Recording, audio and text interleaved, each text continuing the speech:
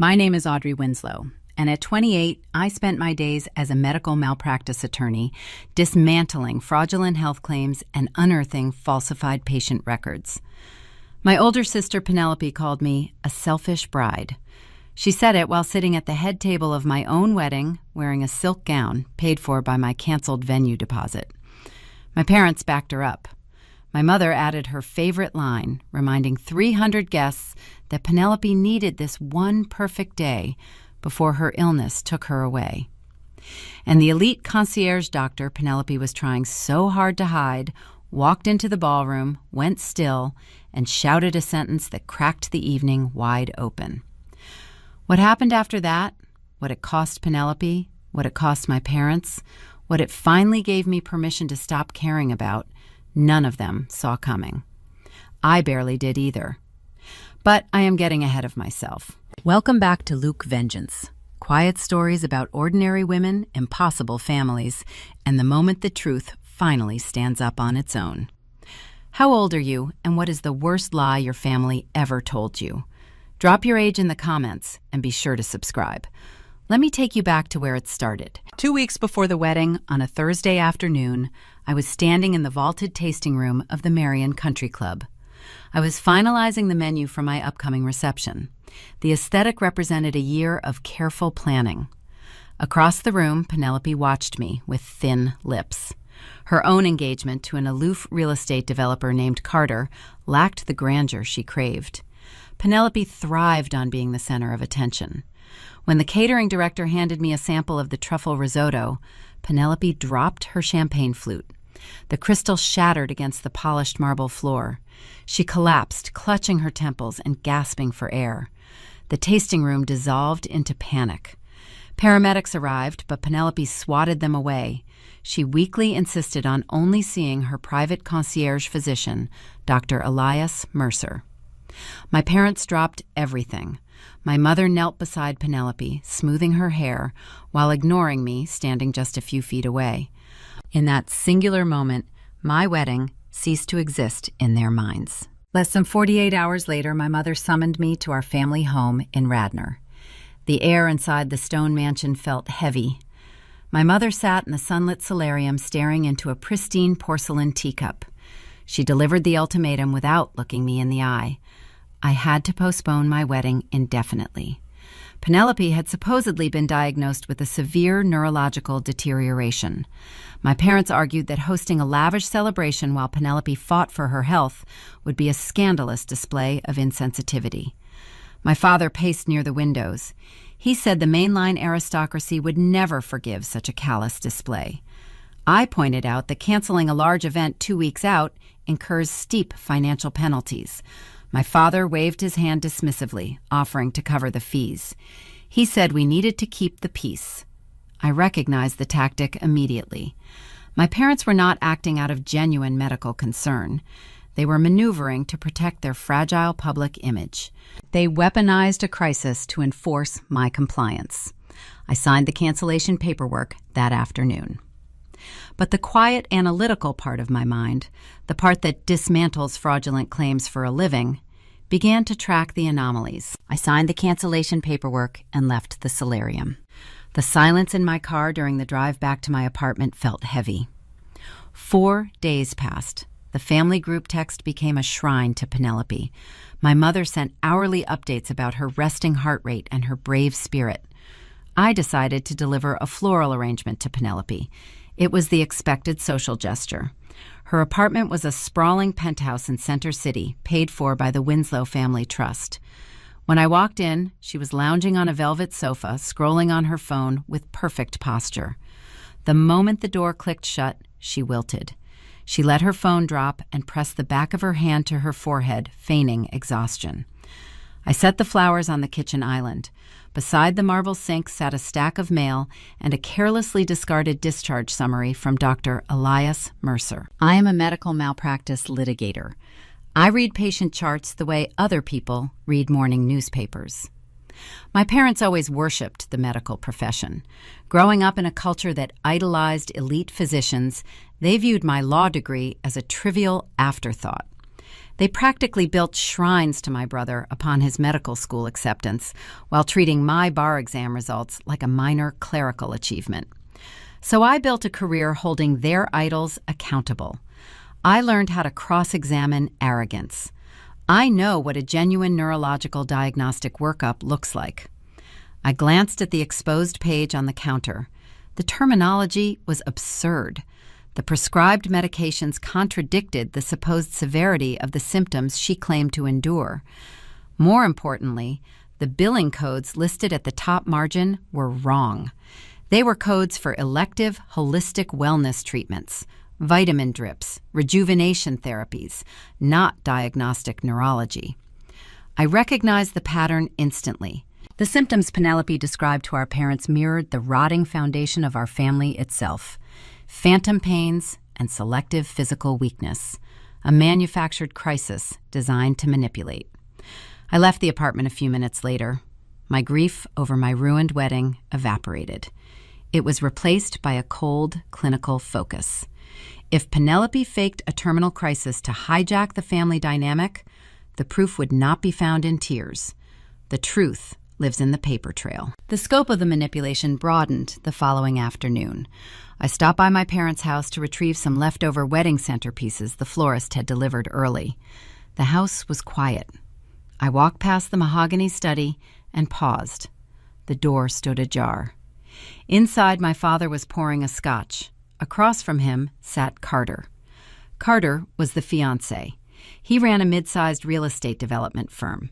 He always wore expensive watches and tailored suits, but his eyes constantly darted around the room like a man expecting a tap on the shoulder. If your future wife faces a sudden neurological deterioration, you ask about specialists. You ask about treatment plans. Carter did not ask about medicine. I stood very still in the hallway, listening. Carter leaned forward and asked my father highly specific, urgent questions about the exact timeline of the Winslow Family Trust Fund disbursements. He masked his inquiry as a desire to ensure Penelope received the best private care. But his body language screamed financial panic. His voice possessed a tight, desperate edge. His knuckles were white as he gripped the armrests of his chair. My father patted his shoulder, assuring him the trust paperwork was being expedited due to the medical hardship declaration. A medical hardship declaration. Those 4 words echoed in my mind. In our family trust, an early disbursement of $5 million could only be unlocked under extreme circumstances. A terminal diagnosis qualified. Carter did not want a wife. He wanted a bailout. I drove back to my office downtown. The pieces were shifting into alignment, but I lacked the smoking gun. Then my phone rang. The caller ID showed the Marion Country Club. I answered, expecting a final billing question regarding my cancellation. It was the catering director. She sounded confused. She asked if I was calling to finalize the updated menu selections. I told her I canceled the event last week. She paused. The silence on the line stretched for several seconds. She cleared her throat and said the date was never released back to the public. She explained that my digital signature had authorized a direct transfer of the contract. The 6-figure deposit my father paid for my wedding had been quietly rolled over into a new contract, under Penelope's name. Penelope hijacked my exact date and my exact venue. She forged my signature to bypass the release protocols. The sheer audacity left me breathless. She did not just want attention. She wanted my life. She wanted the grandeur of my wedding without putting in the 14 months of logistical work. I did not scream. I did not throw my phone. Throwing a tantrum would only feed the narrative that I was an unsupportive, jealous sister. I thanked the catering director for the clarification and hung up. I sat at my desk and looked out the window at the Philadelphia skyline. I was no longer a grieving bride. I was a litigator, building a bulletproof case against my own bloodline. Sloan is a senior partner at my firm. She is a ruthless legal strategist who understands the dirty intersections of elite wealth and corporate loopholes better than anyone in Pennsylvania. Sloan wears tailored suits and speaks in measured, precise sentences. I walked down the hall to her corner office and closed the door. I laid the facts on her glass desk. The suspicious medical chart, the overheard conversation about the trust disbursement, the forged signature on the venue contract. Sloan listened without interrupting. She leaned back in her leather chair and steepled her fingers. She looked at me with a sharp, evaluating gaze. We faced a significant legal hurdle. I could not lawfully subpoena Penelope's medical records without filing a direct lawsuit. Filing a suit would trigger a family war prematurely and give Penelope time to cover her tracks. We needed a back door. Sloan spotted the vulnerability within seconds. To access her trust fund early, Penelope submitted that medical hardship declaration to the family wealth management firm. By signing that specific form, Penelope legally authorized the bank fiduciaries to verify her diagnosis. Sloan smiled. It was the kind of smile that made opposing counsel sweat. She suggested we draft a highly specific anonymous compliance tip to the internal private fraud division of that exact bank. The tip would simply suggest a routine audit of the medical hardship claim due to irregularities in Dr. Elias Mercer's billing practices. It was a bloodless, bureaucratic maneuver. We were not breaking the law. We were simply turning the lights on in a room Penelope desperately needed to keep dark. The following morning, I decided to quietly scout Dr. Mercer's boutique clinic. I parked my car across the street from his pristine brick building. I wanted to see the operation for myself. While sitting there, a large commercial shredding truck pulled into the back alley. Dr. Mercer walked out the back door, personally overseeing the destruction of dozens of heavy cardboard archive boxes. My heart rate spiked. For a terrifying minute, I thought he had caught wind of the bank audit. I assumed he was destroying Penelope's fabricated file. I called Sloan from the car. I told her the target was shredding documents. Sloan told me to breathe. She pulled up the state registry database while we spoke. A few moments later, she let out a dry laugh. Mercer was under investigation by a different agency for overprescribing narcotics to local athletes. He was not shredding Penelope's file. He was destroying evidence of other crimes. His arrogance made him sloppy. By focusing on the narcotics investigation, he left Penelope's newly minted digital medical hardship declaration fully exposed on his server. He copy-pasted a genuine neurological diagnostic template into Penelope's chart, but forgot to alter the correlating blood work results. The results sitting on his hard drive clearly showed a perfectly healthy patient. Submitting that falsified chart to a wealth management trust for a financial disbursement constitutes federal wire fraud. The legal guillotine was rising higher with every passing hour. As the bank audit churned quietly in the background, Penelope began her public victory lap. She hosted a lavish bridal luncheon at a historic tea room. She framed herself as a tragic survivor, bravely choosing love in the face of a terminal timeline. She accepted the tearful adoration of Philadelphia elite with sickening grace. I was forced to attend. My mother seated me strategically at a small side table away from the cameras. She wanted me present to display family unity, but hidden enough to avoid drawing attention away from the bride. During the luncheon, Penelope stood up and tapped her silver spoon against her crystal glass. She made a sweeping, passive-aggressive toast. She thanked her sweet, simple sister for stepping aside and giving up the wedding date so she could have one perfect day before the illness took over. The weaponized modesty felt suffocating. My mother beamed with pride, dabbing her eyes with a napkin. She was blind to the sociopathic nature of the performance. I sat quietly sipping my water. I absorbed the public humiliation without a flinch. I watched Penelope spin a web of lies so vast and public that when it finally broke, the collateral damage would spare no one.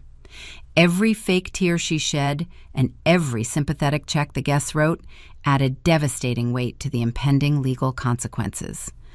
I let my sister enjoy the applause. I knew the bank compliance officers were already reviewing her file. The final curtain call was rapidly approaching. The iron gates of the Winslow family estate loomed at the end of a winding cobblestone driveway. Radnor, Pennsylvania is a township built on generational wealth and silent judgments. This historic area is renowned for its long-standing aristocratic stone mansions and prestigious country clubs. The culture here possesses an intense obsession with social prestige and flawless lineage. The houses do not just shelter families.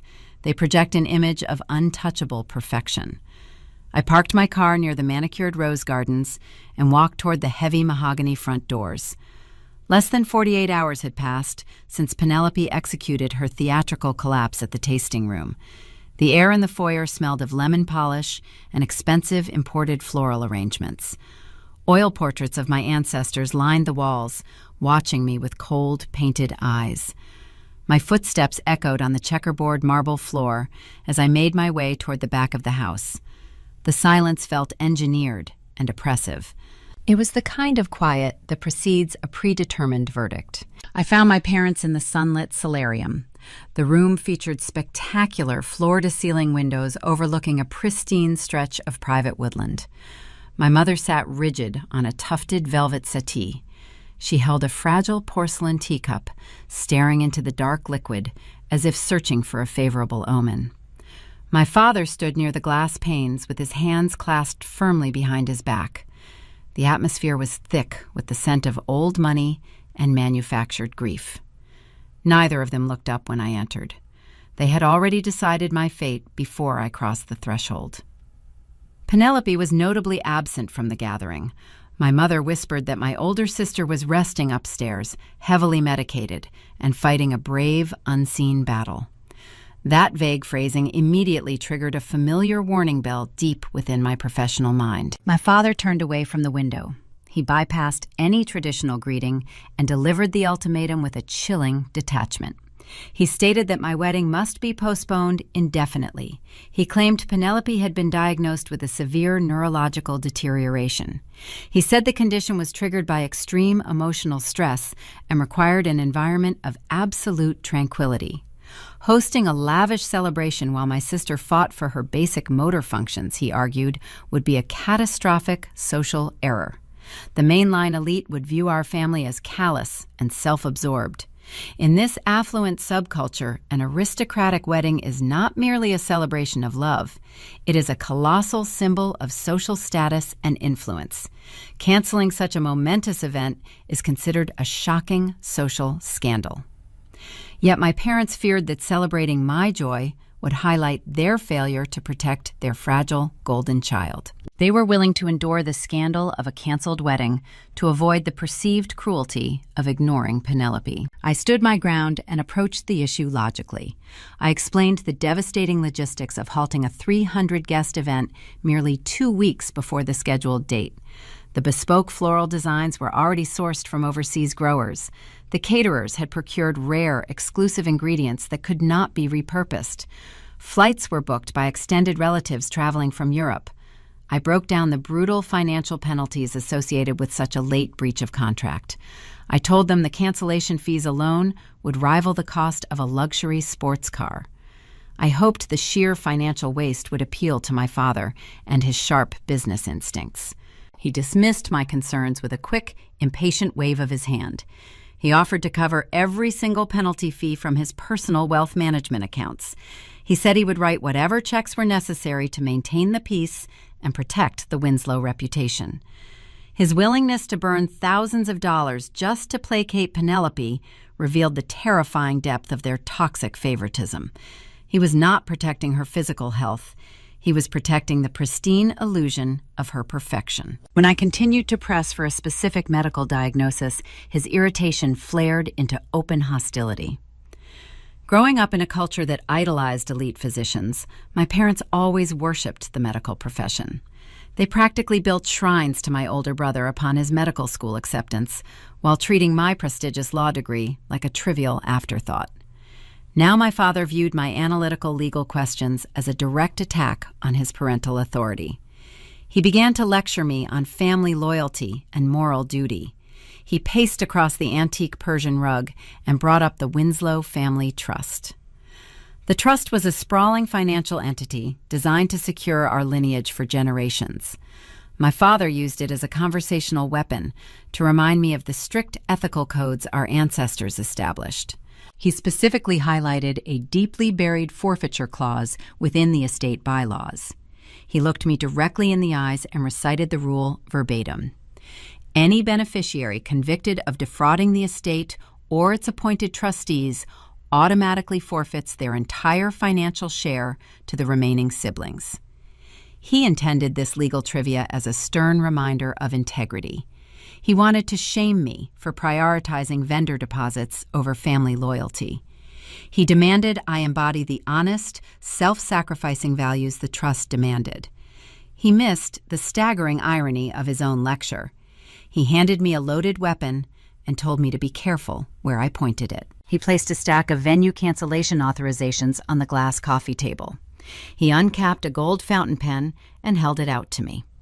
The room felt suffocating. I looked at my mother, who refused to meet my gaze. She simply took another slow sip of her tea, enabling the coercion with her silence. I realized in that moment that fighting them in the solarium was a tactical error. You cannot win a logical argument against willful blindness. I stepped forward and took the pen. The cool metal felt heavy in my fingers. I signed my name on the dotted lines. With every stroke of blue ink, I surrendered 14 months of meticulous planning. I surrendered my custom dress, my curated menu, and the beautiful day I had built. My father exhaled a long breath of relief. He thanked me for doing the right thing. He promised we would reschedule the event once the storm passed and Penelope recovered. I nodded silently and turned toward the door. I did not shed a single tear. Crying would only validate their twisted belief that I was a selfish bride mourning a party instead of a sister. I walked out of the stone mansion and returned to my car. The heavy front doors clicked shut behind me, severing my emotional connection to the people inside. I sat in the driver's seat and stared at the leather steering wheel. The quiet, analytical machinery of my mind shifted into high gear. I dismantle fraudulent health claims for a living. I interrogate expert witnesses and dissect complex pathology reports. The narrative my parents just fed me contained glaring medical inconsistencies. Sudden, severe neurological deterioration does not manifest as a perfectly timed swoon during a champagne tasting. Authentic degenerative diseases follow a documented, progressive timeline. They present with measurable physical deficits, not theatrical gasps. The stress trigger my father mentioned is a common scapegoat used by expensive concierge doctors to justify prescribing lavish rest cures to wealthy hypochondriacs. Furthermore, true neurological crises require immediate hospital admission and extensive diagnostic imaging. They do not result in the patient resting comfortably in a suburban bedroom sipping alkaline water. The pieces of the puzzle refuse to connect logically. My father unwittingly gave me the exact legal framework required to dismantle the entire charade. The forfeiture clause regarding fraud against the estate echoed in my ears. If Penelope was faking her decline to manipulate our parents and access early trust disbursements, she was committing financial fraud. If I could prove she orchestrated the deception, she would not just face social ruin. She would legally trigger the exact clause my father used to shame me. I started the engine of my car. I knew I needed to bypass my parents and gather raw evidence. I needed to see Penelope and observe her symptoms in an uncontrolled environment. I decided to visit her downtown penthouse tomorrow under the guise of delivering a supportive floral arrangement. The timeline of my revenge began to crystallize into a sharp, focused strategy. The demand for sacrifice had been made and accepted. Now, the silent audit would commence. I merged onto the highway, leaving the Radnor estate behind. I was ready to follow the paper trail wherever it led. The following morning, I navigated through the dense traffic of Center City, Philadelphia. The autumn air felt crisp against the windshield, but my focus remained locked on the task ahead. Penelope resided in a sprawling penthouse overlooking Rittenhouse Square. It was a spectacular piece of real estate, boasting panoramic views of the skyline and custom imported marble finishes. She did not purchase the property through her own financial acumen. The Winslow Family Trust acquired the deed 3 years ago under the guise of a corporate investment. In our family, wealth functioned as both a shield and a leash. My parents funded my older sister's lavish lifestyle to ensure she remained dependent on their approval. I paid for my own modest townhouse near the courthouse, using the salary I earned dismantling negligent hospital administrators. The disparity never bothered me, until now. Today, that penthouse represented the scene of a crime. I carried a sprawling arrangement of white orchids. They were the exact flowers intended for my canceled reception centerpieces. Bringing them felt like a fitting, silent tribute to my stolen day. The private elevator chimed, announcing my arrival directly into her foyer. I stepped out and walked quietly down the hardwood hallway. Penelope did not hear me enter. I paused at the edge of the expansive living room and observed her in her natural element.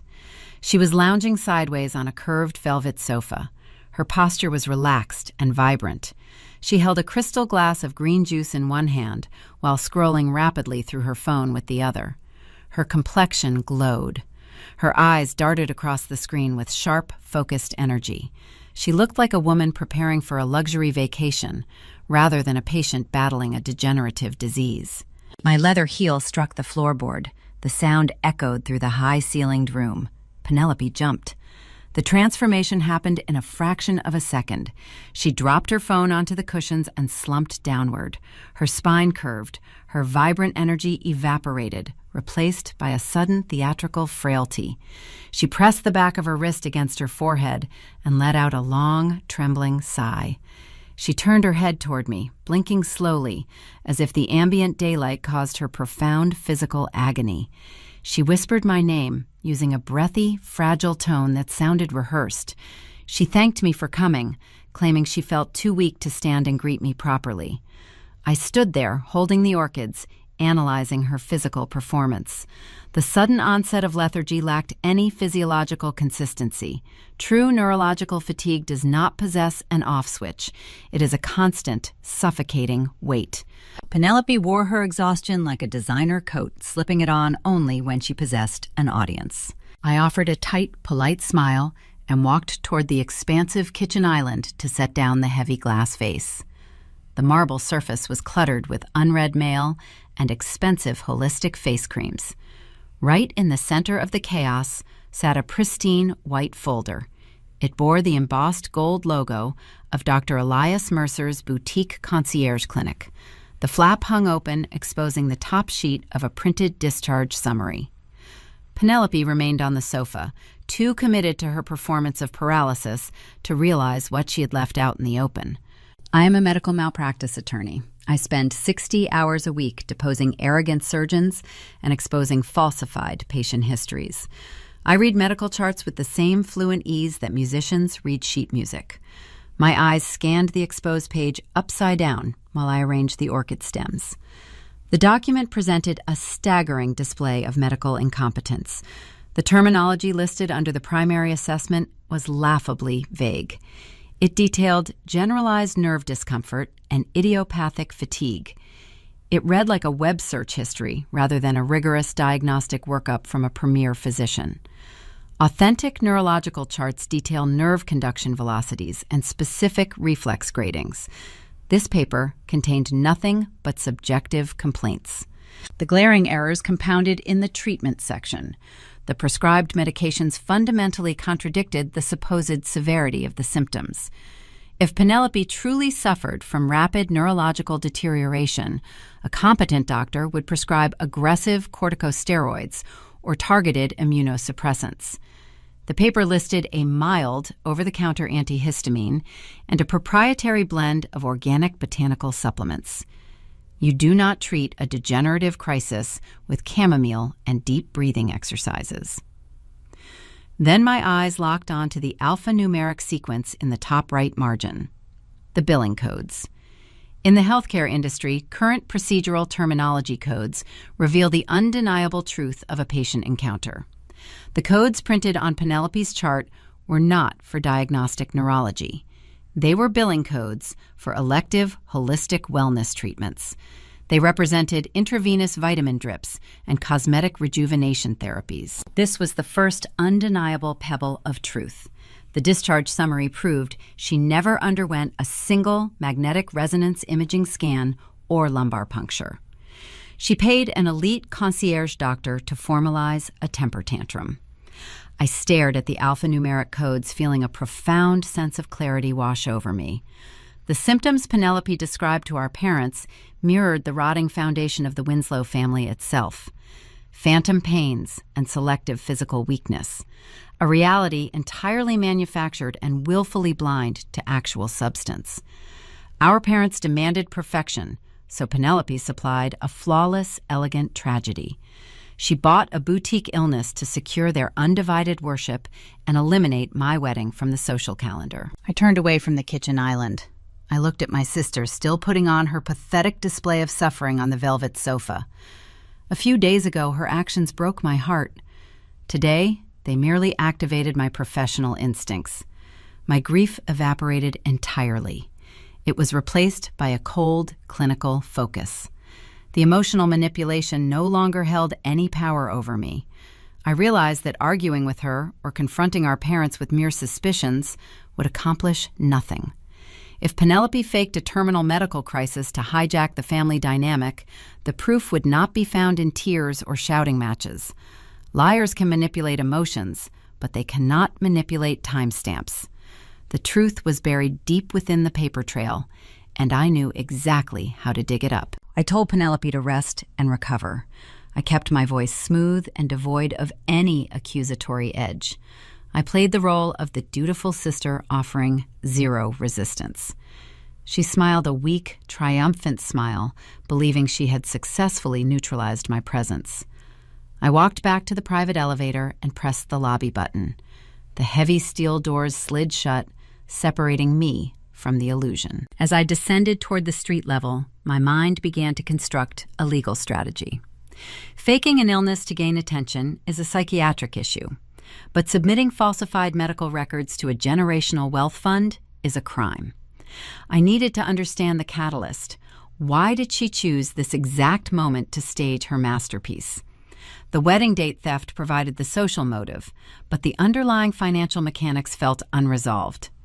Concierge doctors like Elias Mercer do not risk their lucrative practices and write fake discharge summaries for free. They require staggering retainers. I stepped out of the elevator and walked toward my car. Penelope needed money, a significant amount of it, and she needed it quickly enough to justify destroying my life in the process. I unlocked my door, knowing my next move required pulling the financial threads. I needed to look closer at the man she intended to marry. I needed to examine Carter. The morning after my visit to the penthouse, I drove back to the Radnor estate. My mother had requested I retrieve a set of heirloom silver serving trays, originally intended for my reception. Returning to that stone mansion felt like entering a mausoleum honoring my stolen future. I parked on the circular driveway and let myself in through the side conservatory entrance. The house was unnervingly silent. The housekeeping staff usually bustled through the corridors on Fridays, but today the halls felt hollow. I walked quietly across the imported rugs, heading toward the formal dining room. As I passed the heavy double doors of my father's mahogany study, a low murmur of voices made me stop. The doors were slightly ajar. I pressed my back against the silk wallpaper and listened. My father was speaking with Carter. Carter was Penelope's fiancé. He ran a boutique real estate development firm specializing in luxury condominiums. He always wore tailored Italian suits and flashed an expensive platinum watch. He projected the image of a titan of industry. Yet I always noticed a distinct desperation beneath his polished veneer. He built glass and steel towers, but his underlying foundation always seemed heavily leveraged. Today, that hidden desperation bled directly into his voice. If the woman you plan to marry faces a sudden degenerative disease, you ask your future father-in-law about finding the best neurosurgeons. You discuss experimental therapies or rehabilitation clinics. You do not ask about the bureaucratic processing speed of a wealth management firm. Carter paced in front of the unlit fireplace. I could see his reflection in the antique mirror mounted above the mantel. His face lacked any trace of romantic grief or emotional exhaustion. He looked like a man staring down the barrel of a loaded gun. He ran a hand through his perfectly styled hair, ruining the expensive cut. He asked my father highly specific, urgent questions about the exact timeline of the trust fund disbursements. He masked his inquiry under a thin veil of concern. He claimed he wanted to ensure Penelope received the highest tier of private care without any delay. He said they needed liquid capital to secure exclusive treatment facilities. But his body language betrayed a pure, unadulterated financial panic. He shifted his weight constantly. He checked his phone every few seconds. He gripped the back of a leather wingback chair so tightly his knuckles turned stark white. My father sat behind his imposing desk, attempting to soothe the younger man. He spoke in calm, measured tones, assuring Carter the medical hardship declaration had been filed with priority status. He explained the fiduciaries were reviewing the documentation Dr. Elias Mercer provided. The $5 million release would clear the final regulatory hurdles within a matter of days. Hearing that staggering sum spoken aloud sent a sudden chilling shockwave through my chest. $5 million. The early disbursement threshold. Penelope did not just buy a fake illness to steal my spotlight. She orchestrated a heist. Carter did not want a sick wife. He wanted a financial bailout to save his overextended real estate firm. The fake tragedy was a mutually beneficial transaction. Penelope secured the ultimate social validation and unending parental worship. Carter secured an immediate injection of capital to stave off bankruptcy.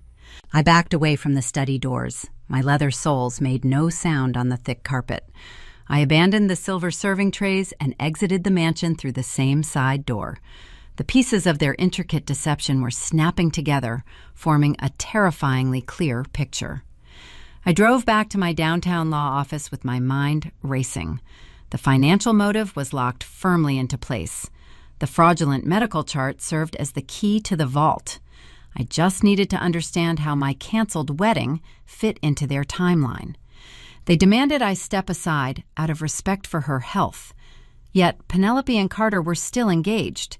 They still planned to marry eventually. I assumed they would wait a year and throw a subdued, elegant affair funded by their newly acquired millions. I underestimated the sheer, boundless depth of my sister's vanity. Later that afternoon, I sat at my desk reviewing a stack of deposition transcripts. My cell phone vibrated against the wood surface. The caller identification displayed the main desk of the Marion Country Club. I answered the call, expecting a final administrative question regarding my cancellation invoice. Instead, I heard the hesitant voice of the senior catering director. She sounded profoundly confused. She apologized for interrupting my workday, but stated she needed immediate clarification on the revised menu selections. She asked if I still wanted the truffle risotto or if the new headcount required a menu substitution. I frowned, staring at my computer screen. I told her there must be a clerical error. I reminded her I signed the cancellation paperwork in person 4 days ago. The silence on the line stretched tight. I heard the faint rustle of paper as the director flipped through a physical file. She cleared her throat and lowered her voice. She explained that my wedding date was never released back to the public calendar. She said a digital authorization form had been submitted just hours after I initially canceled. The form contained my electronic signature. It explicitly bypassed the standard release protocols and authorized a direct transfer of the entire event contract. The 6-figure deposit my father paid for my wedding had been quietly rolled over into a new contract. The new contract listed Penelope as the primary host. The bride was Penelope, the groom was Carter. The sheer audacity of the maneuver left me breathless. Penelope hijacked my exact date. She hijacked my exact venue. She stole the bespoke floral arrangements, the rare catering ingredients, and the imported string quartet.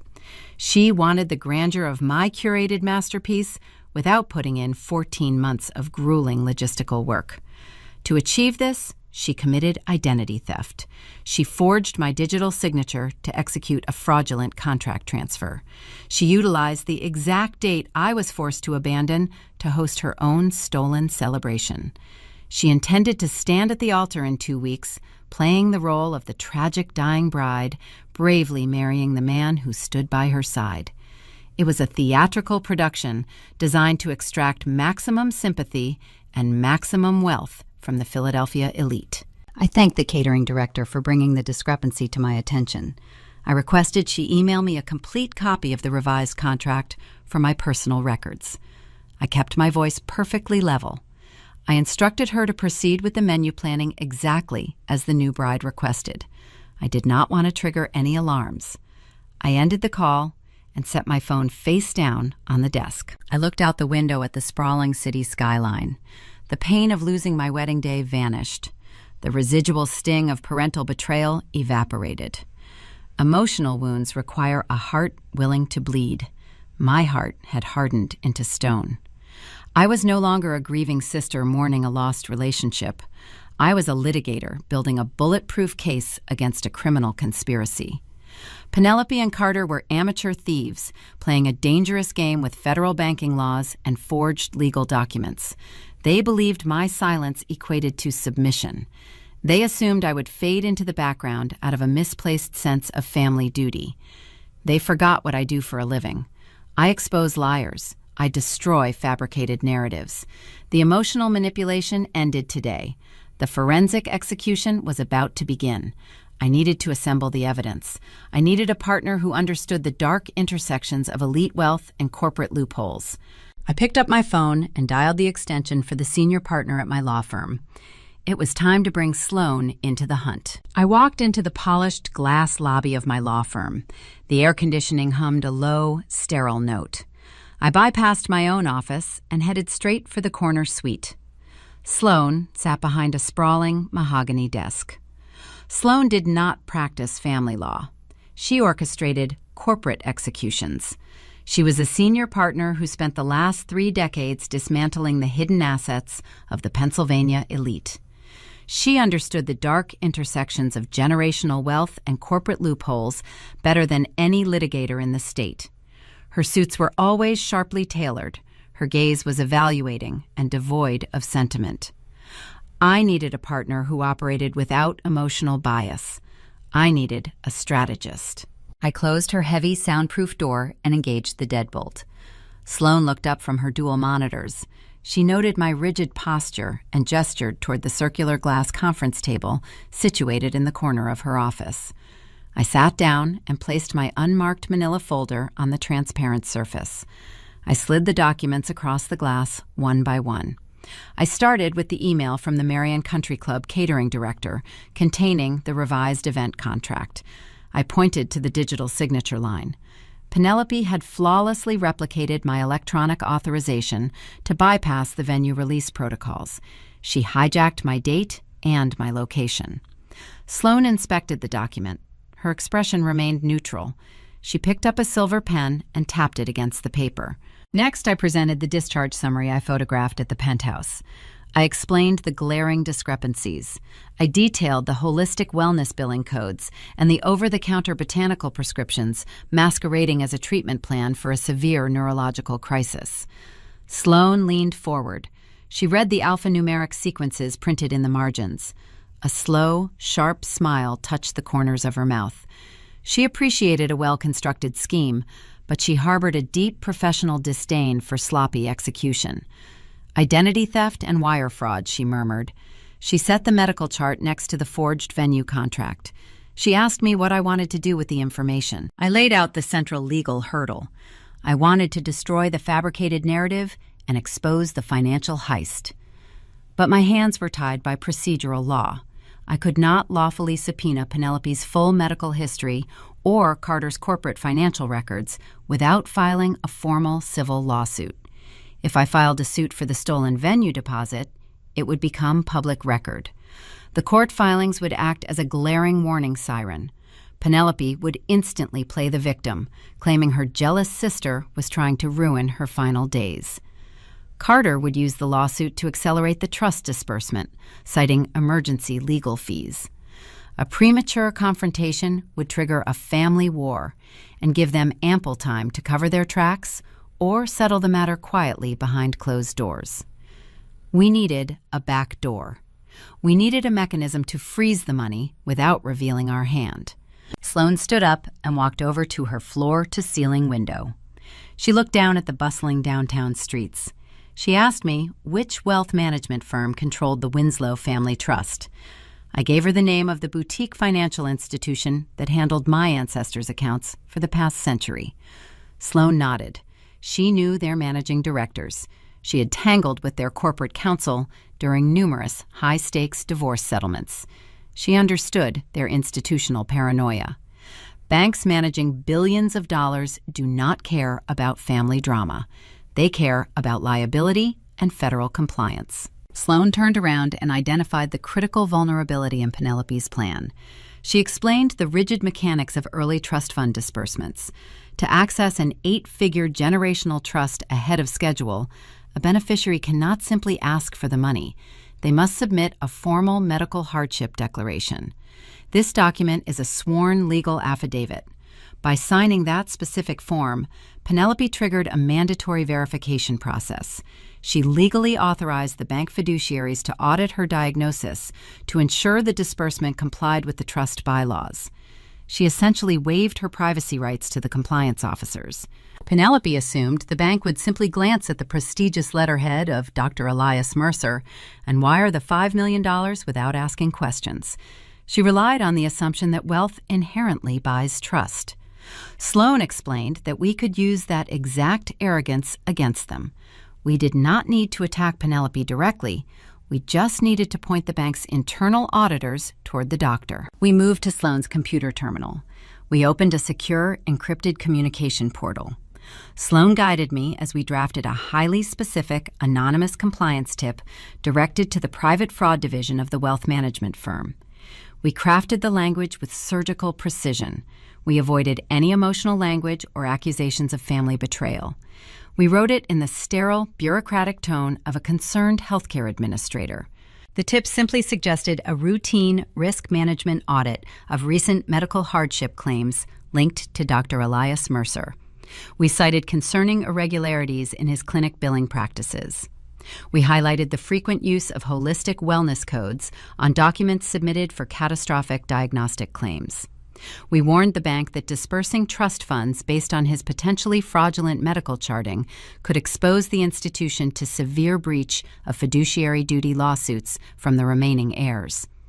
We framed the tip as a helpful institutional warning rather than a personal vendetta. It was a bloodless maneuver. We broke no laws. We breached no ethical guidelines.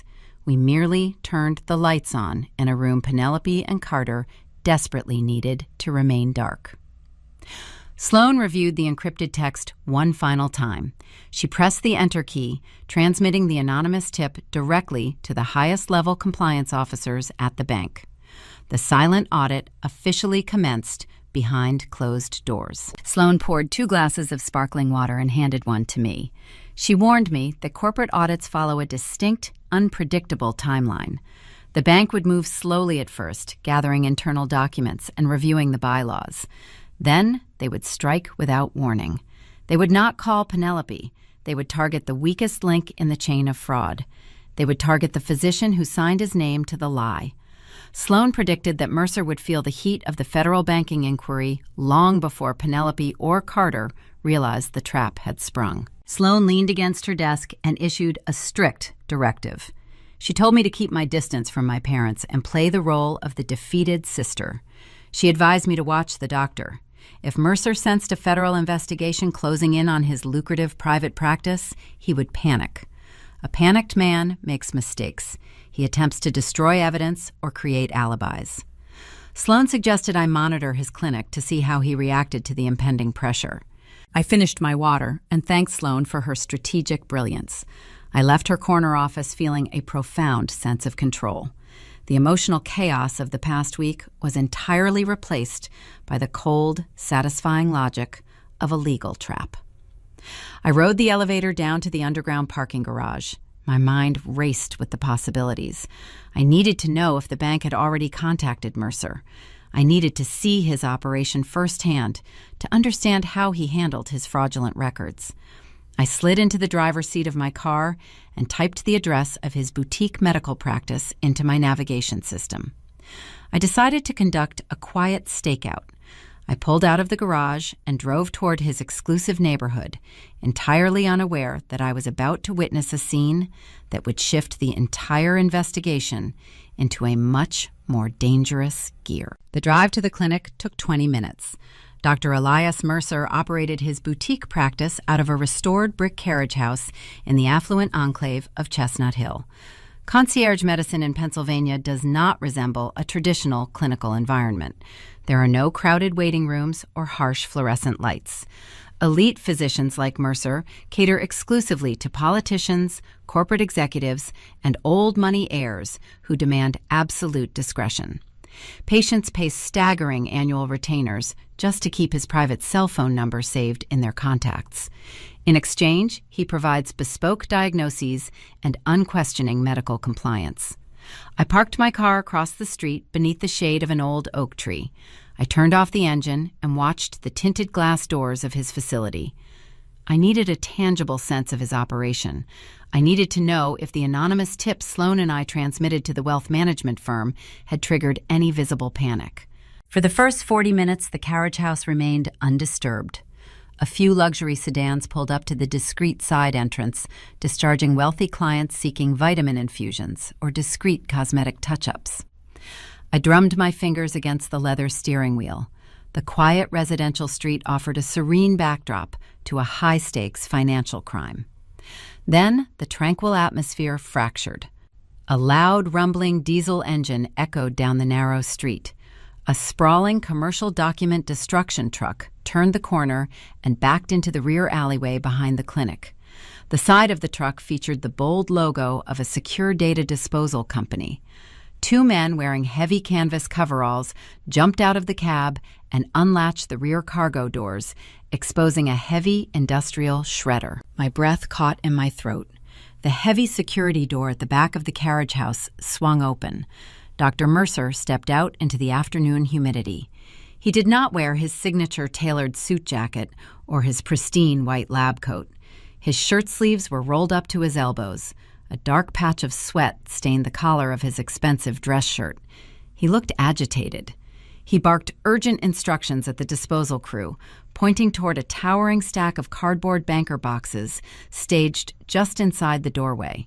The men began tossing the heavy containers into the grinding metal jaws of the machine. The deafening sound of shredding paper filled the alleyway. A sharp spike of terror pierced my chest. I gripped the steering wheel, watching the physical records of his medical practice turn into irreversible confetti. I assumed the bank compliance officers moved faster than Sloan predicted. I believed the internal auditors had called Mercer to verify the trust fund paperwork. If Mercer realized his falsified diagnosis for Penelope was under federal scrutiny, he would naturally destroy the underlying physical files. Without the original charting, the bank would face immense difficulty proving willful fraud. A savvy defense attorney could claim the digital records suffered a clerical error, while the physical proof no longer existed. Penelope would slip through the closing trap. The meticulously constructed legal guillotine I spent the last 2 days building was dissolving into shredded paper right before my eyes. I grabbed my cell phone and dialed Sloan. She answered on the first ring. I kept my voice low, but the urgency bled through my words. I described the commercial disposal truck and Mercer standing in the alleyway, sweating as he supervised the destruction of his archives. I told her we were too late. I told her the anonymous tip must have alerted him. Sloan did not share my panic. Her voice remained cool and measured, echoing through the car speakers. She instructed me to take a deep breath and observe the situation logically. Financial institutions managing generational wealth do not issue polite warning calls to individuals suspected of defrauding their accounts. They operate with ruthless silence. They freeze assets first and ask questions during the deposition. If Mercer was destroying documents on a random Tuesday afternoon, he was responding to a different threat entirely.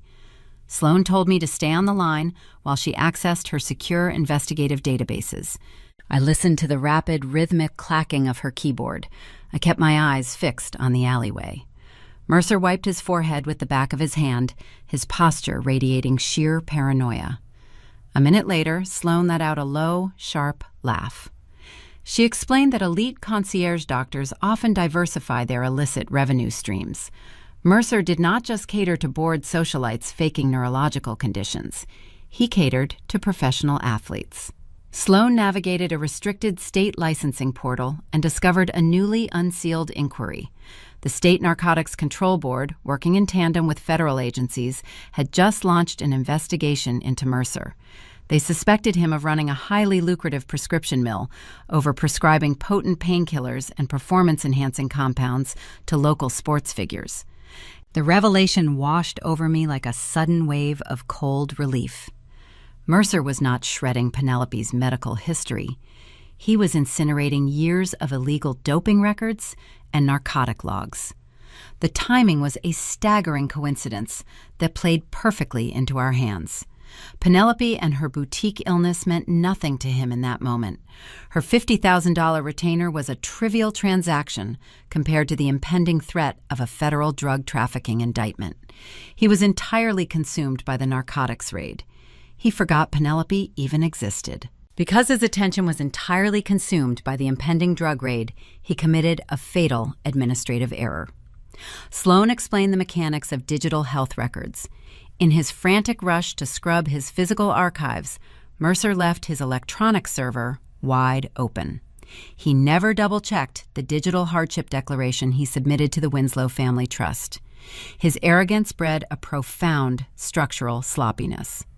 When Penelope initially paid him to fabricate her crisis, Mercer took a lazy digital shortcut. He did not write a custom diagnostic report. He accessed the archived file of a past patient who genuinely suffered from a degenerative nerve condition. He copied the authentic neurological template and pasted it directly into Penelope's electronic chart. He changed the name and the date to satisfy the trust fund requirements. But he forgot to alter the correlating laboratory data. Sloan and I had already pieced together the fragments of this truth. The digital file Mercer transmitted to the bank contained a terrifying neurological prognosis alongside Penelope's actual blood work. Her comprehensive metabolic panel and complete blood count were pristine. She possessed flawless liver enzymes, perfect white blood cell counts, and normal inflammatory markers. True neurological decay leaves a distinct chemical signature in the human body. Penelope possessed the chemical signature of a perfectly healthy 28-year-old woman. The discrepancy was undeniable. A first-year medical student could spot the fraud. A team of seasoned bank auditors would view it as a glaring neon sign pointing toward a financial crime. The legal weight of that digital error shifted the entire landscape of my revenge. Submitting a contradictory falsified chart to a local doctor for a second opinion is a medical ethics violation. But transmitting that exact same fraudulent data across state lines to a centralized banking server to extract a $5 million disbursement elevates the action. It crosses a distinct legal threshold. It is no longer just malpractice. It becomes federal wire fraud. I sat in my parked car and watched the shredding truck pull away from the carriage house. Dr. Mercer retreated into his clinic, unaware that his attempt to hide one crime left the door wide open for another. The legal guillotine was raised to its highest peak. The trap was set with invisible tripwires. Mercer and Penelope were tied together by a chain of fraudulent electronic signatures and bad blood work. If the Narcotics Board did not revoke his medical license, the federal banking regulators would certainly put him in prison. I ended the call with Sloan and started my engine. The forensic foundation of my case was complete. I possessed the motive, the method, and the undeniable proof of wire fraud. I steered my car away from Chestnut Hill, heading back toward the city center. I knew the next phase of the conflict would not take place in a courtroom or a bank vault. It would take place in the glaring spotlight of mainline society. Penelope believed her deception was flawless. She believed she had successfully banished me to the shadows while securing her financial future and our parents' undivided worship. She was currently preparing to flaunt her stolen victory in front of the entire Philadelphia elite. She planned to host a lavish public event to celebrate her miraculous resilience. I needed to prepare my wardrobe. I was about to attend her celebration and watch her spin her web of lies tighter and tighter around her own throat. 3 days after the clinic's stakeout, the social machinery of the Pennsylvania elite shifted into high gear. Penelope initiated what I silently categorized as her miraculous recovery tour. She hosted a lavish bridal luncheon at a historic botanical garden pavilion in the heart of the main line. The event served as a public victory lap, disguised as a delicate gathering of concerned friends. The guest list read like a roster of regional political donors and legacy trust fund heirs. Women draped in designer silk and imported pearls floated across the manicured lawn. They carried expensive gift boxes and leather-bound checkbooks. They came to pay their respects to the tragic bride who bravely refused to let a terminal timeline extinguish her romance. I arrived exactly on time, wearing a charcoal-tailored suit. My mother intercepted me at the entrance before I could even hand my keys to the valet. She wore a floral pastel dress and a strained, nervous smile. She quickly ushered me away from the primary photography zones. In the rigid hierarchy of our affluent subculture, optics dictate reality. A healthy, independent daughter navigating a canceled engagement posed a direct visual threat to the narrative of a dying, radiant bride. My mother placed me at a peripheral table situated near the kitchen staging area.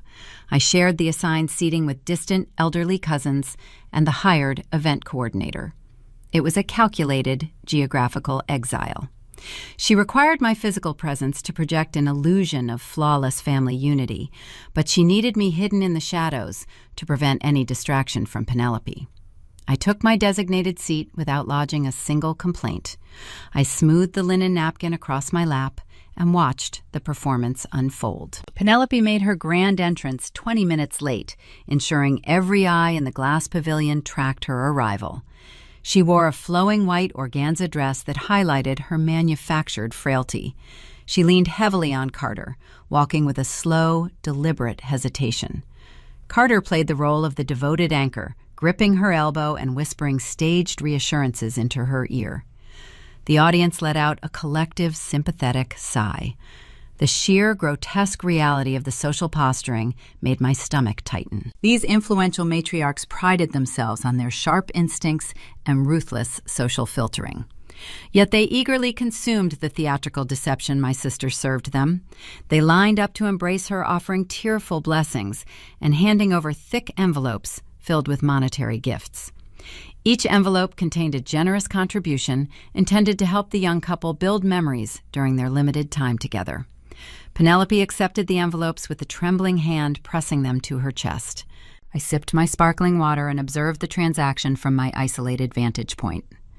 A normal sibling might feel a profound sense of heartbreak or burning jealousy. I felt the precise, icy thrill of a litigator watching a hostile witness perjure themselves on the stand. Penelope believed she was merely extracting sympathy and cash from a gullible audience. She failed to comprehend the legal definitions of her actions. By accepting financial gifts under the false pretense of a terminal medical crisis, she crossed another severe statutory line. This was no longer just a familial betrayal or a breach of a private banking covenant. It constituted theft by deception. Many of these guests traveled from neighboring states, meaning the fraud now crossed jurisdictional boundaries. Every fake tear she shed and every sympathetic check she deposited added devastating weight to her impending criminal liability. The deeper she dug her roots into this public lie, the more impossible her escape became. The luncheon progressed through 3 courses of catered delicacies. Waiters in pristine uniforms served lobster bisque and roasted quail. As they cleared the dessert plates, the ambient chatter quieted. The clinking of silver against porcelain ceased. Penelope stood up from the head table. She held a crystal champagne flute, tapping it gently with her manicured fingernail. The pavilion fell into a hushed, reverent silence. She offered a trembling smile to the crowd. She spoke in a breathy, rehearsed register designed to convey profound courage, masking unspeakable pain. She thanked the gathered aristocrats for their unwavering support during her darkest hours. She painted a vivid picture of her fabricated suffering, describing days where she allegedly could not feel her own hands and nights spent terrified of the future. She praised Carter for his selfless devotion, claiming his love provided the strength she needed to endure her failing body. The older women in the audience dabbed their eyes with linen handkerchiefs. Then Penelope turned her gaze toward my obscure corner of the room. The spotlight shifted. She raised her glass slightly in my direction. She adopted an expression of overwhelming artificial gratitude. She asked the entire room to applaud her sweet, simple sister. She spun a narrative framing my canceled wedding not as a forced surrender, but as a noble, voluntary sacrifice. She publicly thanked me for stepping aside and giving up my special date so she could experience one perfect day before her illness claimed her mobility. The weaponized modesty was suffocating. She painted herself as a humble martyr while simultaneously branding me as a tragic secondary character in her grand romance. The guests turned in their chairs to look at me, offering polite, condescending applause. They viewed me with pity. I was the leftover daughter, the one who failed to secure her own happiness and now existed solely to facilitate her sister's dying wish.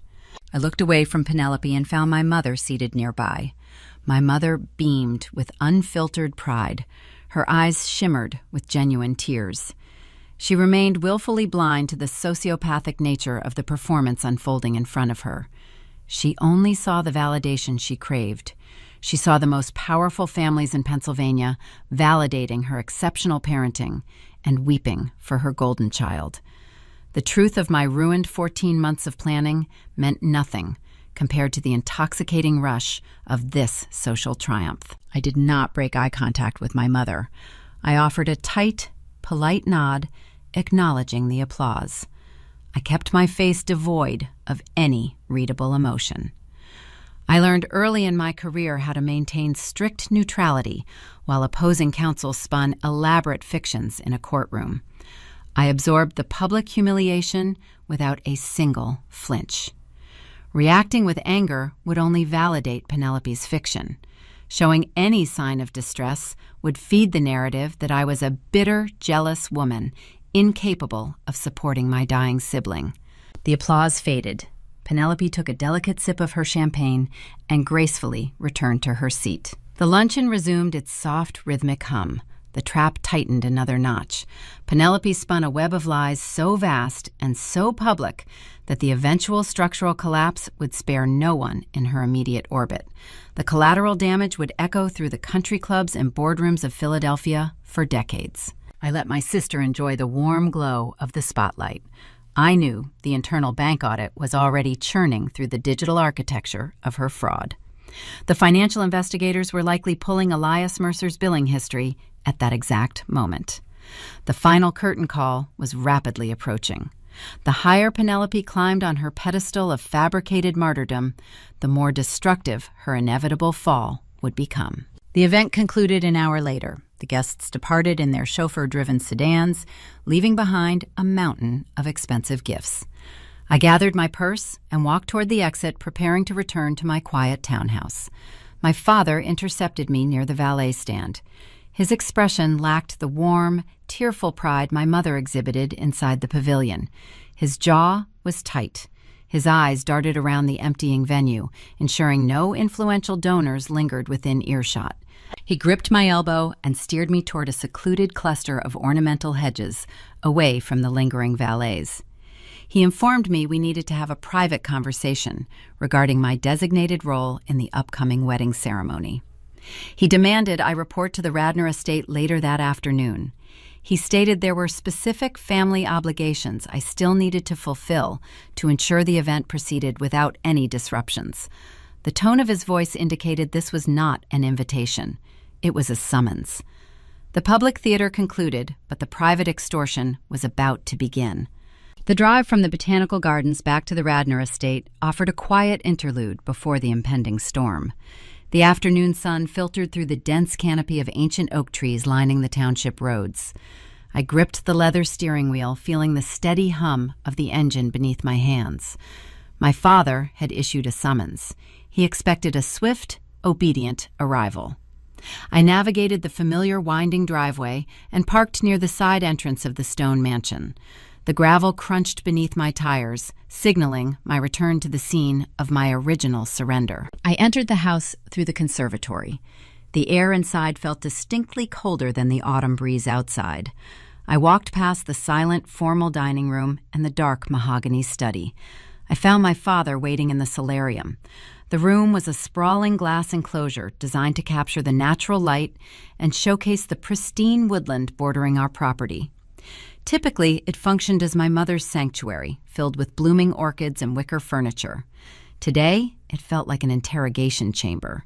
My father stood near a crystal decanter resting on a brass bar cart. He held a heavy lowball glass filled with amber liquid and 3 square ice cubes. The ice clinked against the crystal as his hand trembled slightly. He possessed the nervous kinetic energy of a man trying to manage a volatile crisis. He wore his tailored golf slacks and a crisp linen shirt, but his posture lacked its usual aristocratic rigidness. He took a long swallow of the scotch before turning to face me. He did not offer a greeting. He skipped the pleasantries and launched directly into his logistical demands. He informed me that several prominent society reporters requested press access to Penelope's upcoming ceremony. Publications catering to the elite sought exclusive coverage of the tragic, brave bride defying her medical fate. To satisfy the media narrative, the visual composition of the bridal party needed to project an impenetrable aura of familial devotion. He stated that a glaring empty space beside the bride would invite unwanted scrutiny and damaging whispers. Therefore, he commanded me to serve as Penelope's maid of honor. The sheer audacity of the request hung in the sunlit air. He wanted me to stand at the altar holding the train of her stolen silk gown. He wanted me to witness the theft of my own 14 months of meticulous planning from a front row vantage point. He required me to perform the role of the weeping, supportive sister for the cameras, ensuring the Winslow reputation remained untarnished in the society columns. I stood near a potted fern, keeping my distance. I looked at the man who raised me and evaluated his demand. I maintained a calm, neutral expression. I told him no. I kept my voice soft but unyielding. I explained that I surrendered the venue deposit and signed the cancellation paperwork to preserve the peace. I agreed to attend the event as a silent guest, but I firmly refused to participate in the charade as an active prop. I would not hold her bouquet. I would not give a tearful toast. The polite refusal triggered an instantaneous shift in his demeanor.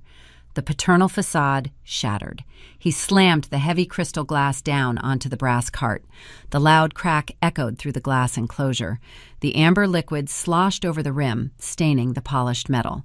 His face flushed a dark shade of crimson. The nervous energy morphed into a cold, calculating hostility. He stepped toward me, closing the physical distance. He dropped the pretense of a concerned parent guiding his daughters. He spoke with the chilling, calculated tone of a corporate board member negotiating a hostile severance package. He threatened to sever my financial ties to the family. He declared that if I refused to stand beside Penelope, I would be written out of the generational wealth trust. He blamed my perceived bitterness for causing my mother profound emotional distress. He claimed my stubborn selfishness threatened to unravel the delicate fabric of our household during a time of medical crisis. Then he delivered the sentence that severed our bond forever. He lowered his voice to a harsh, commanding whisper. "Do not make a scene, Audrey," he warned. "We are doing what we have to do." Those 9 words crystallized the reality of my existence within this bloodline. We are doing what we have to do. The phrasing lacked any medical justification or genuine sorrow. It was a stark admission of strategic complicity. He did not say Penelope was dying and needed comfort. He said they were doing what was necessary. In that crystalline moment, I understood the profound depth of the betrayal. My father knew. He knew the neurological deterioration was a fabricated illusion. He recognized that Carter was a financial parasite draining their resources. He saw the sociopathic manipulation driving Penelope's actions. He possessed the sharp intellect of a seasoned businessman. A man who scrutinizes quarterly earnings reports does not blindly trust a vague discharge summary featuring holistic billing codes. He saw the truth clearly, yet he consciously chose to embrace the lie. Exposing Penelope meant confronting a humiliating public scandal. It meant admitting his golden child was a fraud and his future son-in-law was a desperate grifter. It required dismantling the pristine image of the Winslow family he spent decades cultivating. He preferred to endure the extortion. He preferred to write a $5 million check and sacrifice my wedding rather than face the messy, devastating reality of his own failures as a parent. He looked at me expecting tears or an emotional outburst. He expected me to crumble under the threat of disinheritance. But the threat of losing unearned money held no power over a woman who built her own career from the ground up. I paid my own mortgage. I funded my own retirement accounts using the salary I earned dissecting liars just like him. I realized I was entirely alone within my own family. The realization did not bring sorrow. It brought an intoxicating sense of liberation. The invisible tethers of loyalty and guilt snapped. I stopped mourning my parents. I stopped yearning for their approval. They were no longer my family.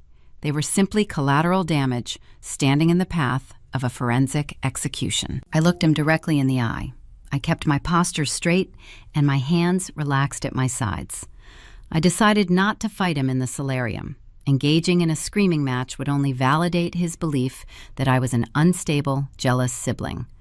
Arguing would tip my hand and reveal the trap Sloan and I were meticulously setting behind the scenes. If he wanted to build a fragile house of cards, I needed to hand him the final deck. I needed to let him construct the illusion as high as possible before I removed the foundational pillars. I offered a slow, submissive nod. I smoothed my expression into a mask of defeated compliance. I told him I understood. I promised I would purchase a suitable dress and stand beside Penelope at the altar. I assured him I would smile for the society photographers and fulfill my obligations to the family name. My father exhaled a long, heavy breath. The crimson flush faded from his cheeks. He reached for his scotch glass, retrieving it from the brass cart. He took another sip, savoring the bitter taste of his perceived victory. He believed he successfully dominated his rebellious daughter.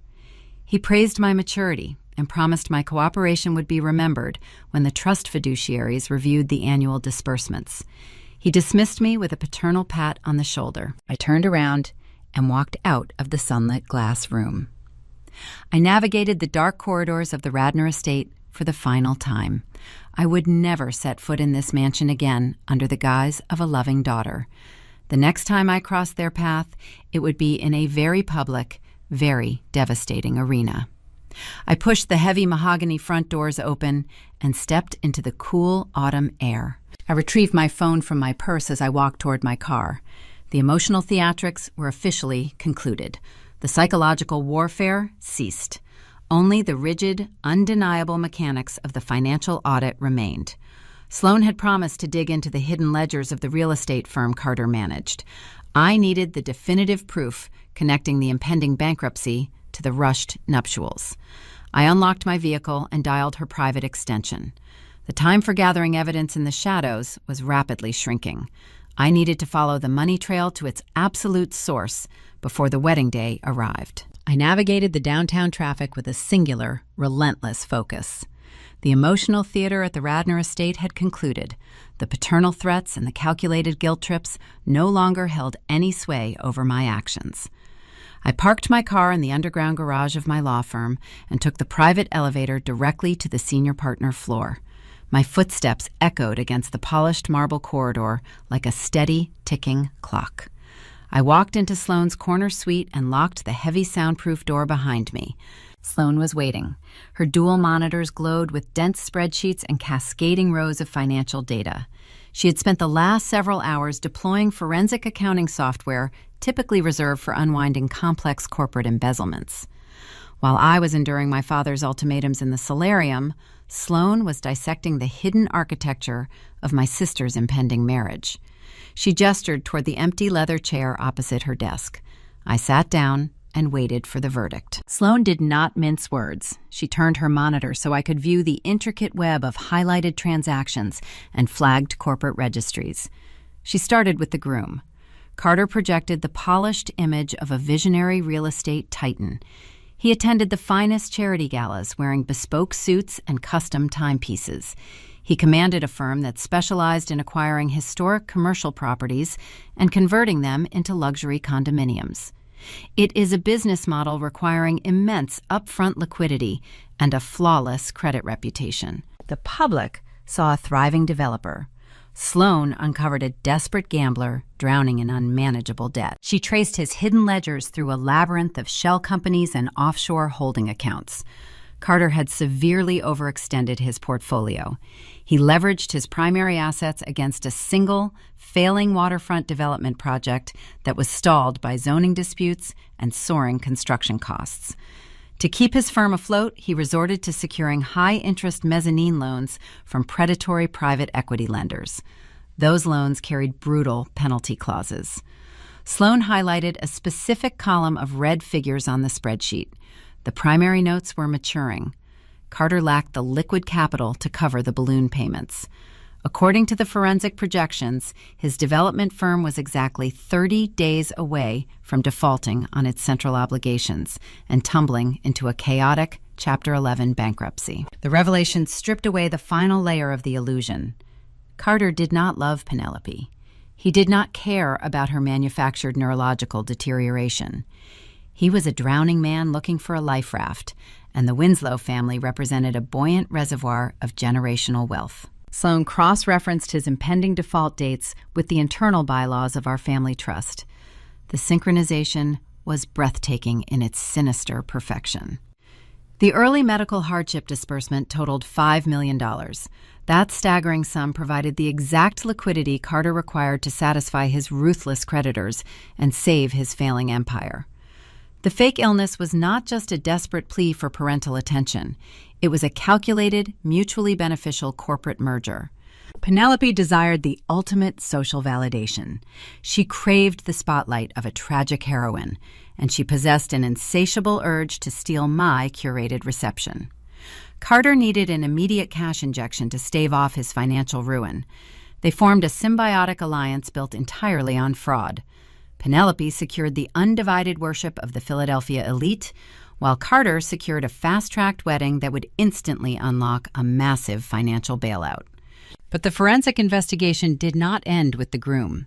Sloan possessed the relentless instincts of an apex predator. She turned her attention toward my sister. Penelope received a generous monthly living allowance from my parents, intended to cover her penthouse maintenance and luxury expenses. Sloan subpoenaed the routing numbers associated with her primary accounts, utilizing a discreet investigative loophole. She noticed a highly suspicious diversion of funds occurring long before Penelope ever dropped her champagne flute at the country club tasting. 3 months ago, Penelope established a discreet limited liability company. She registered the obscure entity using her middle initial and her birth year, ensuring it would not easily trace back to the Winslow name. Through this hidden corporate veil, she executed a staggering wire transfer. She moved $50,000 directly into the private business account of Dr. Elias Mercer. The memo line attached to the transfer simply read, "Consulting Retainer." I stared at the digitized bank receipt glowing on the monitor. The timestamp verified the transaction occurred 12 weeks prior to the sudden onset of her alleged symptoms. This was the definitive financial smoking gun. Penelope did not suffer a sudden medical crisis. Her illness was a premeditated purchase. She paid an elite corrupt physician a $50,000 bribe to fabricate a degenerative neurological disease. She planned the entire theatrical collapse months in advance. She orchestrated the theft of my wedding date with chilling foresight, ensuring every piece of the narrative was securely in place before she executed her performance. The complexity of the betrayal was profound. They weaponized the empathy of our parents. They exploited the rigid social expectations of the mainline aristocracy. They forged legal documents and submitted falsified medical charts to a federal banking institution. They built a towering monument of lies, assuming their inherent wealth and status would shield them from any genuine scrutiny. They assumed I would simply fade into the background, too consumed by my own grief to ever question the mechanics of their narrative. I reached across the desk and picked up the printed copies of the wire transfers. The paper felt heavy in my hands. The emotional family drama I endured over the past 2 weeks had officially morphed into a high-stakes financial thriller. The tears, the arguments, and the paternal threats were irrelevant distractions. Only the evidence mattered now. I asked Sloan to print every corresponding document we had gathered. The high-speed printer in the corner of her office hummed to life. I collected the warm pages as they emerged. I assembled the timeline analysis detailing Carter's impending bankruptcy. I added the copies of the forged venue contract bearing my stolen digital signature. I included the falsified discharge summary exhibiting the holistic billing codes and the contradictory healthy blood work. Finally, I placed the indisputable $50,000 wire transfer receipt right on top of the stack. I slid the entire collection of documents into a single, unmarked manila folder. I aligned the edges of the paper with methodical precision. I closed the thick flap securing the undeniable proof of their federal wire fraud within the ordinary cardboard sleeve. The folder looked remarkably unassuming. It did not look like a weapon capable of destroying an entire social dynasty. But I knew the explosive potential contained within those pages. The ammunition was locked and loaded. I possessed the complete architectural blueprints of their deception. I held the power to dismantle my sister's fraudulent empire and sever Carter's financial lifeline with a single presentation of the facts. The legal trap we constructed was flawless. Sloan leaned back in her chair and checked her watch. She informed me that the bank compliance officers were currently reviewing the anonymous tip we submitted. The private fraud division moves with silent, lethal efficiency. They would likely place a quiet legal hold on the trust disbursement while they audited the medical documentation. They would also begin examining the clinic accounts belonging to Dr. Mercer. The pressure was building within the unseen bureaucratic pipelines of the city. The timing was critical. The stolen wedding was scheduled to take place the day after tomorrow. Tomorrow evening, the entire Winslow family and their affluent guests would gather for the formal rehearsal dinner at a prestigious downtown steakhouse. It would be a night of extravagant toasts and tearful tributes. Penelope would hold court basking in the adoration of her unsuspecting audience. Carter would smile and shake hands, believing his financial salvation was only hours away. I picked up the manila folder and tucked it under my arm. I thanked Sloan for her unparalleled forensic expertise. I walked out of her corner office feeling a chilling sense of anticipation. I knew exactly what I needed to do. I needed to attend that rehearsal dinner. I needed to sit at their table and watch them celebrate their impending victory. I needed to let the tension stretch to its absolute breaking point. The unseen bank audit was about to collide with their public celebration. The trap was tightening, and I was ready to watch the steel jaws snap shut. The evening before the stolen wedding draped itself over Philadelphia. The rehearsal dinner took place inside a prestigious downtown steakhouse. The venue occupied the ground floor of a historic bank building, featuring soaring ceilings and dark mahogany wall panels. The air smelled of charred oak, roasted meat, and vintage red wine. The room was packed to capacity with the architects of Pennsylvania high society. Influential state politicians rubbed shoulders with real estate tycoons.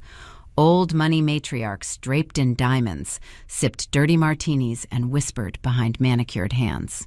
The tension in the private dining room felt suffocating to anyone paying attention. But the elite guests were too busy protecting their own social investments to notice the structural fractures beneath their feet. At the center of the longest table, Penelope held court. She wore a tailored ivory cocktail dress that exposed her collarbones to emphasize her manufactured weight loss. She radiated a false fragility. She leaned into Carter, who wore a custom velvet dinner jacket. Carter smiled broadly, shaking hands and accepting premature congratulations. He projected the confident aura of a victorious titan. He believed his financial salvation was guaranteed. He assumed the wealth management fiduciaries were finalizing the wire transfers as he drank his expensive bourbon. He did not realize his life raft was already sinking. Waiters in black vests navigated the crowded floor, distributing plates of seared scallops and caviar. As the first course concluded, Penelope signaled for silence. She tapped a silver fork against her crystal water goblet. The room quieted down. The murmurs of the political donors and the real estate developers faded into a hushed, reverent silence.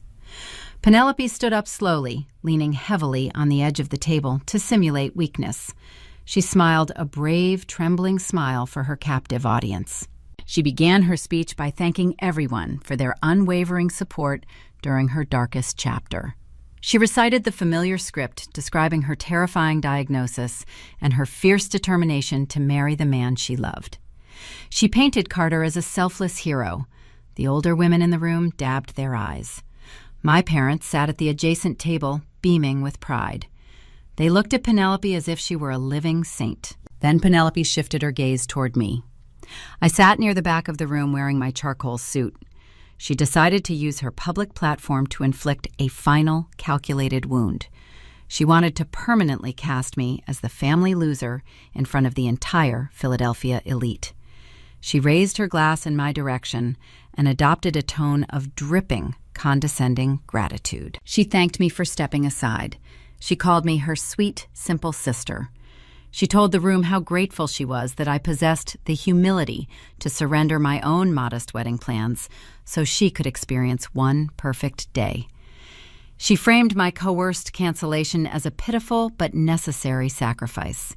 She infantilized me, ensuring the influential guests viewed me as a tragic secondary character incapable of securing my own happiness. She wanted to lock me inside that diminished role forever. The audience turned their heads to look at me. They offered a smattering of polite, patronizing applause.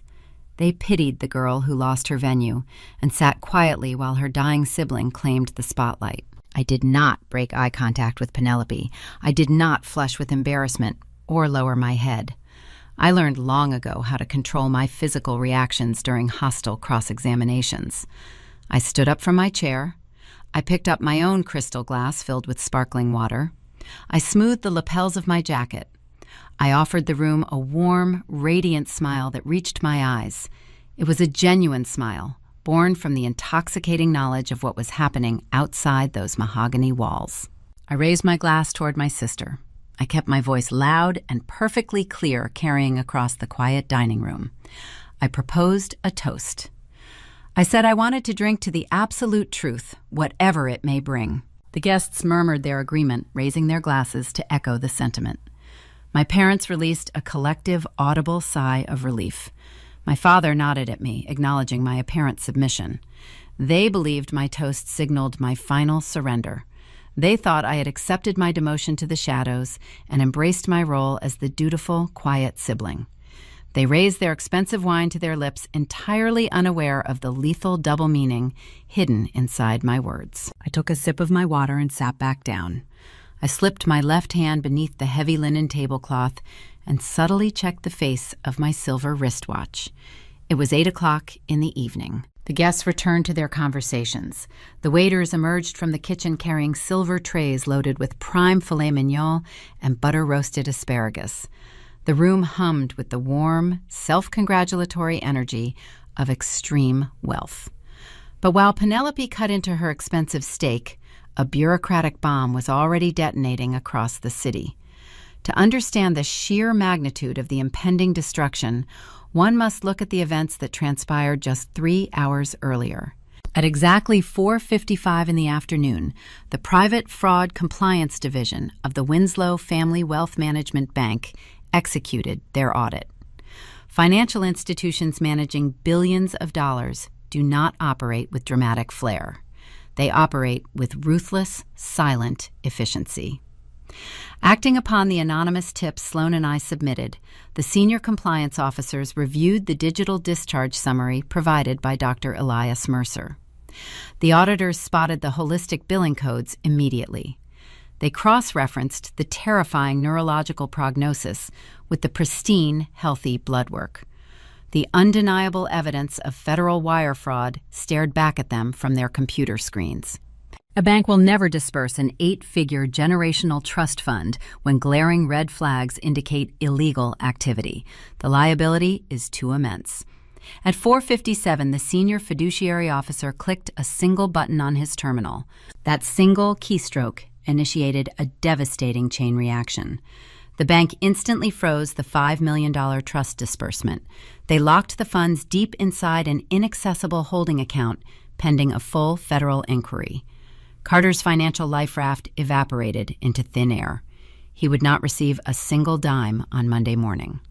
His real estate firm was officially doomed to face Chapter 11 bankruptcy. But the compliance officers did not stop there. Under the strict regulations of the Patriot Act and federal banking oversight protocols, institutions must report suspected wire fraud involving medical providers. The bank flagged Dr. Mercer's credentials across the financial network. They placed a hard legal hold on all his commercial accounts linked to the fraudulent transaction. The $50,000 retainer Penelope paid him was frozen. His clinic payroll accounts were suspended.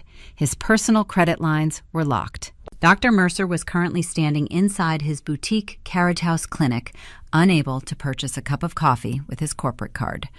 The state narcotics board was already circling his practice, and now the federal banking regulators had severed his financial arteries.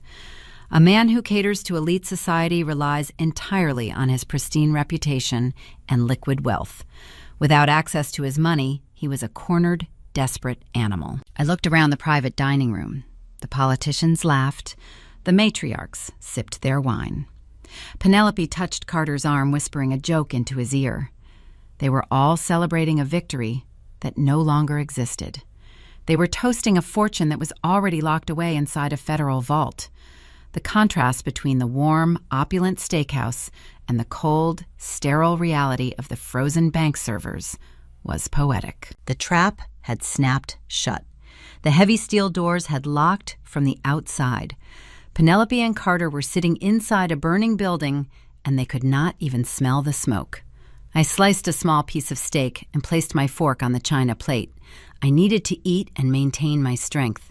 The shockwave of the financial freeze was traveling rapidly through the digital infrastructure of Philadelphia. It was only a matter of hours until the impact hit the steakhouse. I knew Dr. Mercer would not go down quietly. He would look for the architect of his ruin, and he would find Penelope. The countdown to the ultimate public exposure had begun. While I sat in the warm, opulent dining room of the steakhouse, slicing my prime filet, a very different reality was unfolding several miles away. I would later review the sworn deposition transcripts and digital communication logs detailing the exact sequence of events.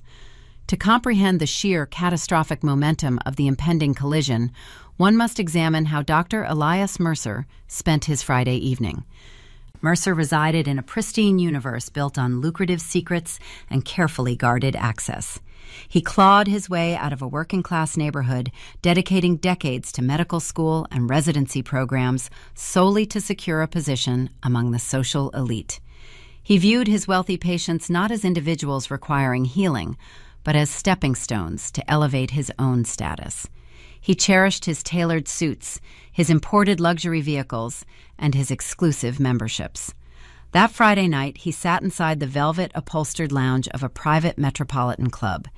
He was enjoying a rare vintage cognac, celebrating a recent influx of capital. He felt untouchable. The first fracture in his flawless existence occurred when the waiter approached his secluded leather booth. The server carried a silver tray bearing a discreet black leather folio. Mercer barely glanced at the finalized invoice, slipping his heavy metal premium credit card into the designated pocket. He resumed gazing out the tall windows at the illuminated city skyline, anticipating a relaxing weekend.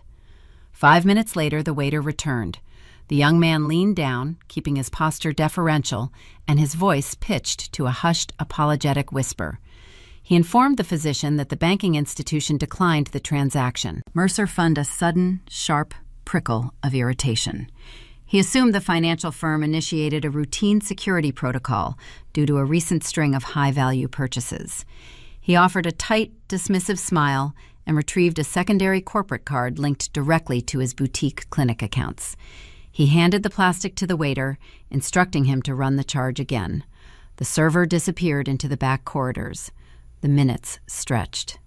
When the waiter returned for the third time, his expression lacked any deferential warmth. It was replaced by a rigid, uncomfortable professionalism. The secondary card was also rejected. The subtle humiliation burned through Mercer. Elite society operates on the unspoken currency of seamless transactions. Experiencing a declined card inside a sanctuary of wealth equates to a profound social failure. He abandoned his unfinished cognac. He retrieved a wad of emergency cash from his money clip, dropping the bills onto the table to cover the exorbitant tab. He strode out of the club, pushing past the heavy brass doors and stepping into the humid evening air. He stood on the illuminated sidewalk, retrieving his cell phone. He dialed the direct emergency line for his personal wealth manager. The financial advisor usually answered on the first ring, eager to appease his high net worth client. Tonight, the line rang endlessly. Mercer paced the length of the block, his irritation rapidly morphing into genuine dread. When the advisor finally answered, his voice sounded hollow and terrified. Mercer demanded an immediate explanation for the humiliating card rejections. The advisor did not offer apologies or bureaucratic excuses. He delivered a blunt, devastating reality check.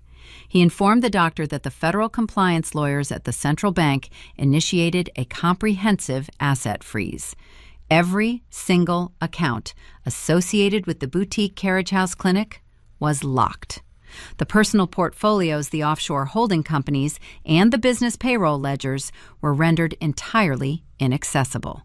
Mercer stopped pacing. The ambient noise of the city traffic seemed to fade into a dull, distant hum. He asked for the specific justification behind the sudden draconian measure.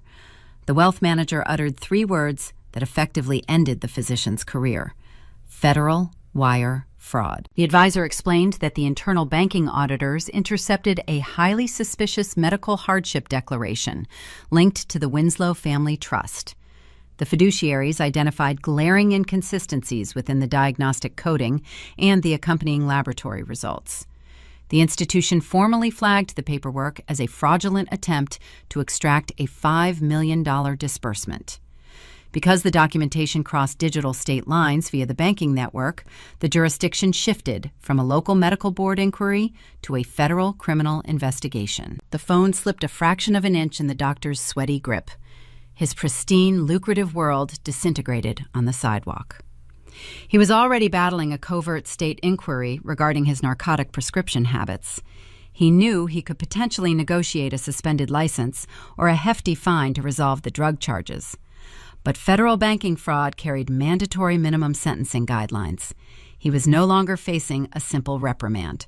He was staring directly at a lengthy term in a federal penitentiary. The wealth manager abruptly terminated the call, citing institutional liability policies. Mercer stood alone under the glow of a street lamp. The intoxicating effects of the vintage cognac evaporated, replaced by a suffocating wave of adrenaline and raw terror. He rushed toward his parked luxury sedan and threw himself into the driver's seat. His mind raced, seeking a viable escape route. He recognized the brutal truth of the justice system. The first conspirator to offer a compelling narrative to the prosecutors generally receives the lightest punishment. He needed to contact Penelope. He needed to coordinate their stories before the federal agents started knocking on doors. He keyed her number into his dashboard console. The call routed through the speakers. It rang 4 times before diverting to her polished voicemail greeting. He disconnected and dialed again. He dialed her 20 consecutive times. Each attempt ended with the same automated rejection. He pounded his fist against the leather steering wheel, screaming into the empty vehicle. He visualized Penelope sitting at her extravagant rehearsal dinner, surrounded by the very aristocrats she sought to impress. She was likely holding court, sipping expensive wine and ignoring her vibrating phone. She remained entirely absorbed in her own manufactured vanity, oblivious to the bureaucratic inferno consuming his life. The unanswered calls ignited a fierce survival instinct within the doctor. The rich always sacrifice the hired help to protect their own lineage. He realized the Winslow family would inevitably point their fingers at him. They would claim their innocent, naive daughter trusted a corrupt physician who provided a faulty diagnosis. They possessed the resources to hire an army of defense attorneys to bury him. He refused to become their designated scapegoat. If he wanted to avoid a prison cell, he needed to prove coercion.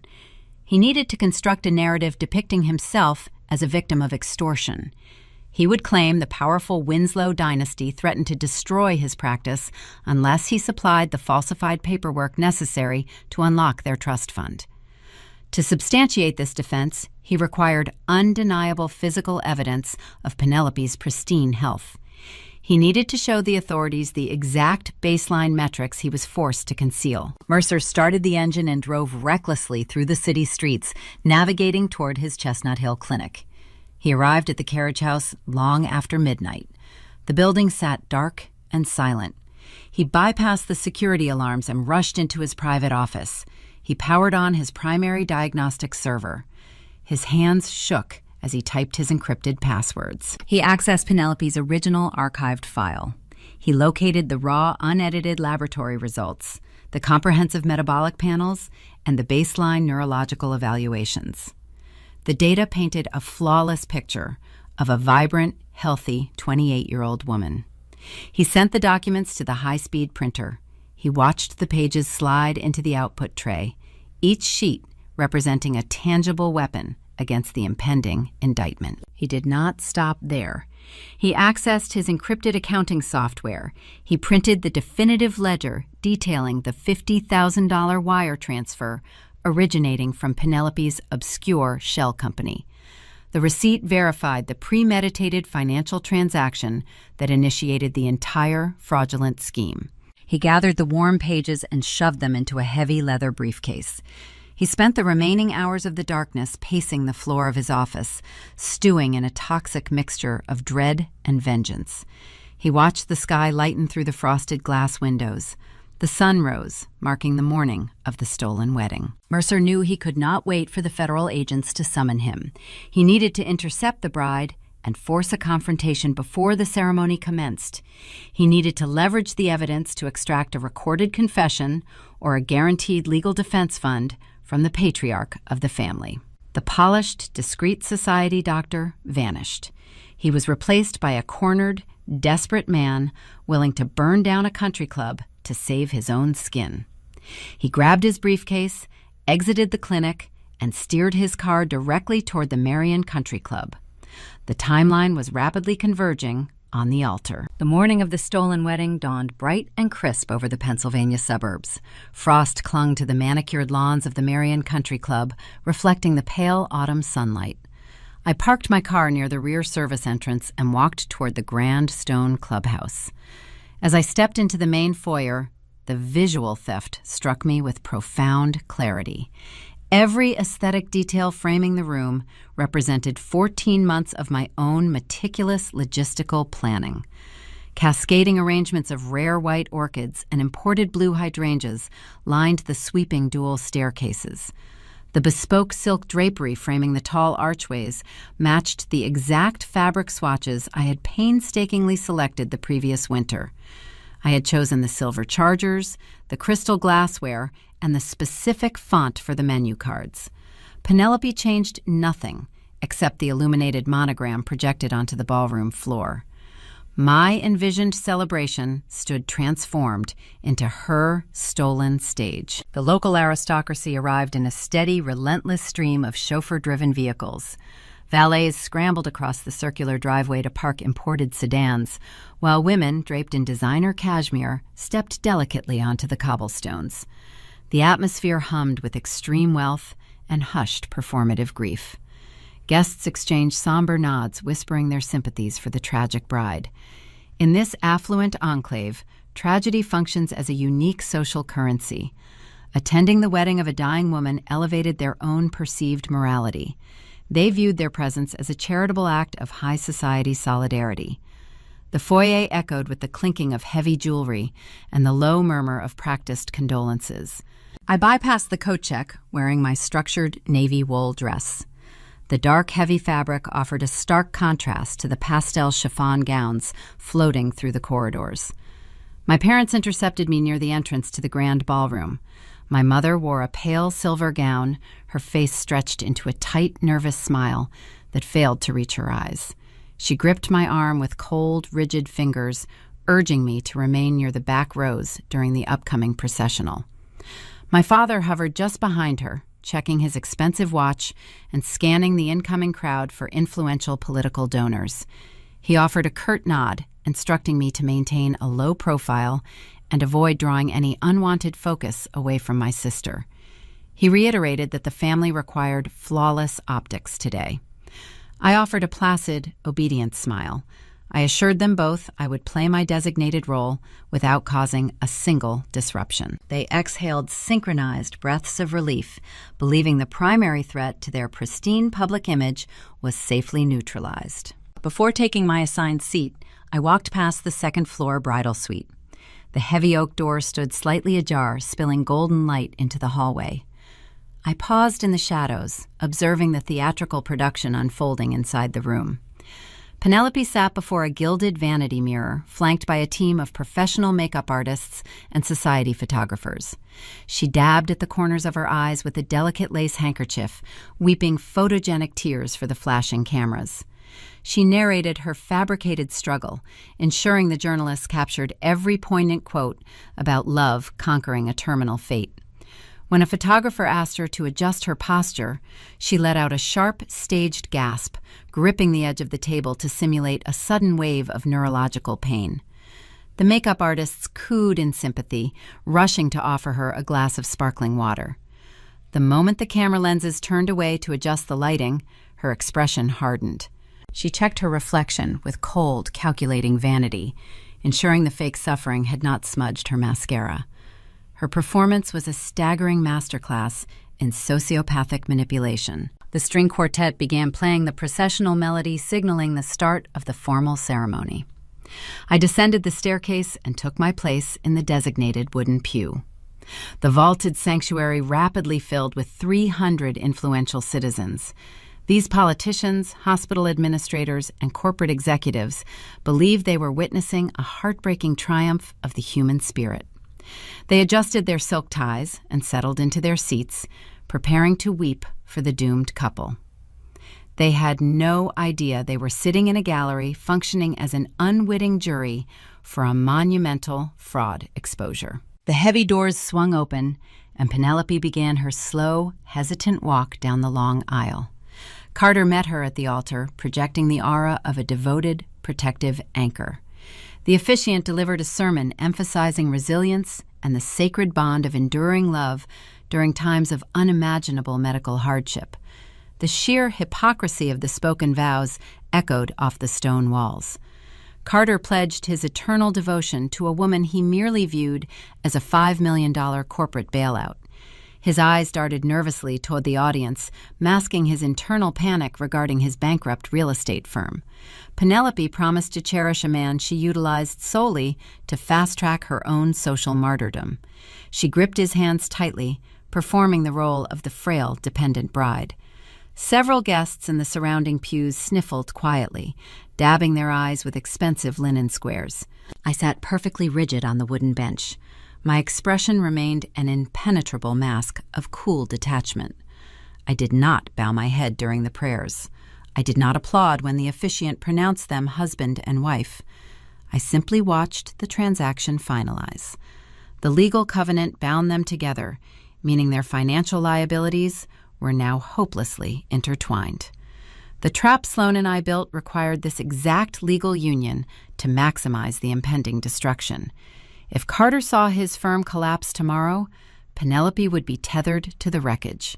If Penelope faced federal wire fraud charges, Carter would find his name dragged through the subsequent indictments.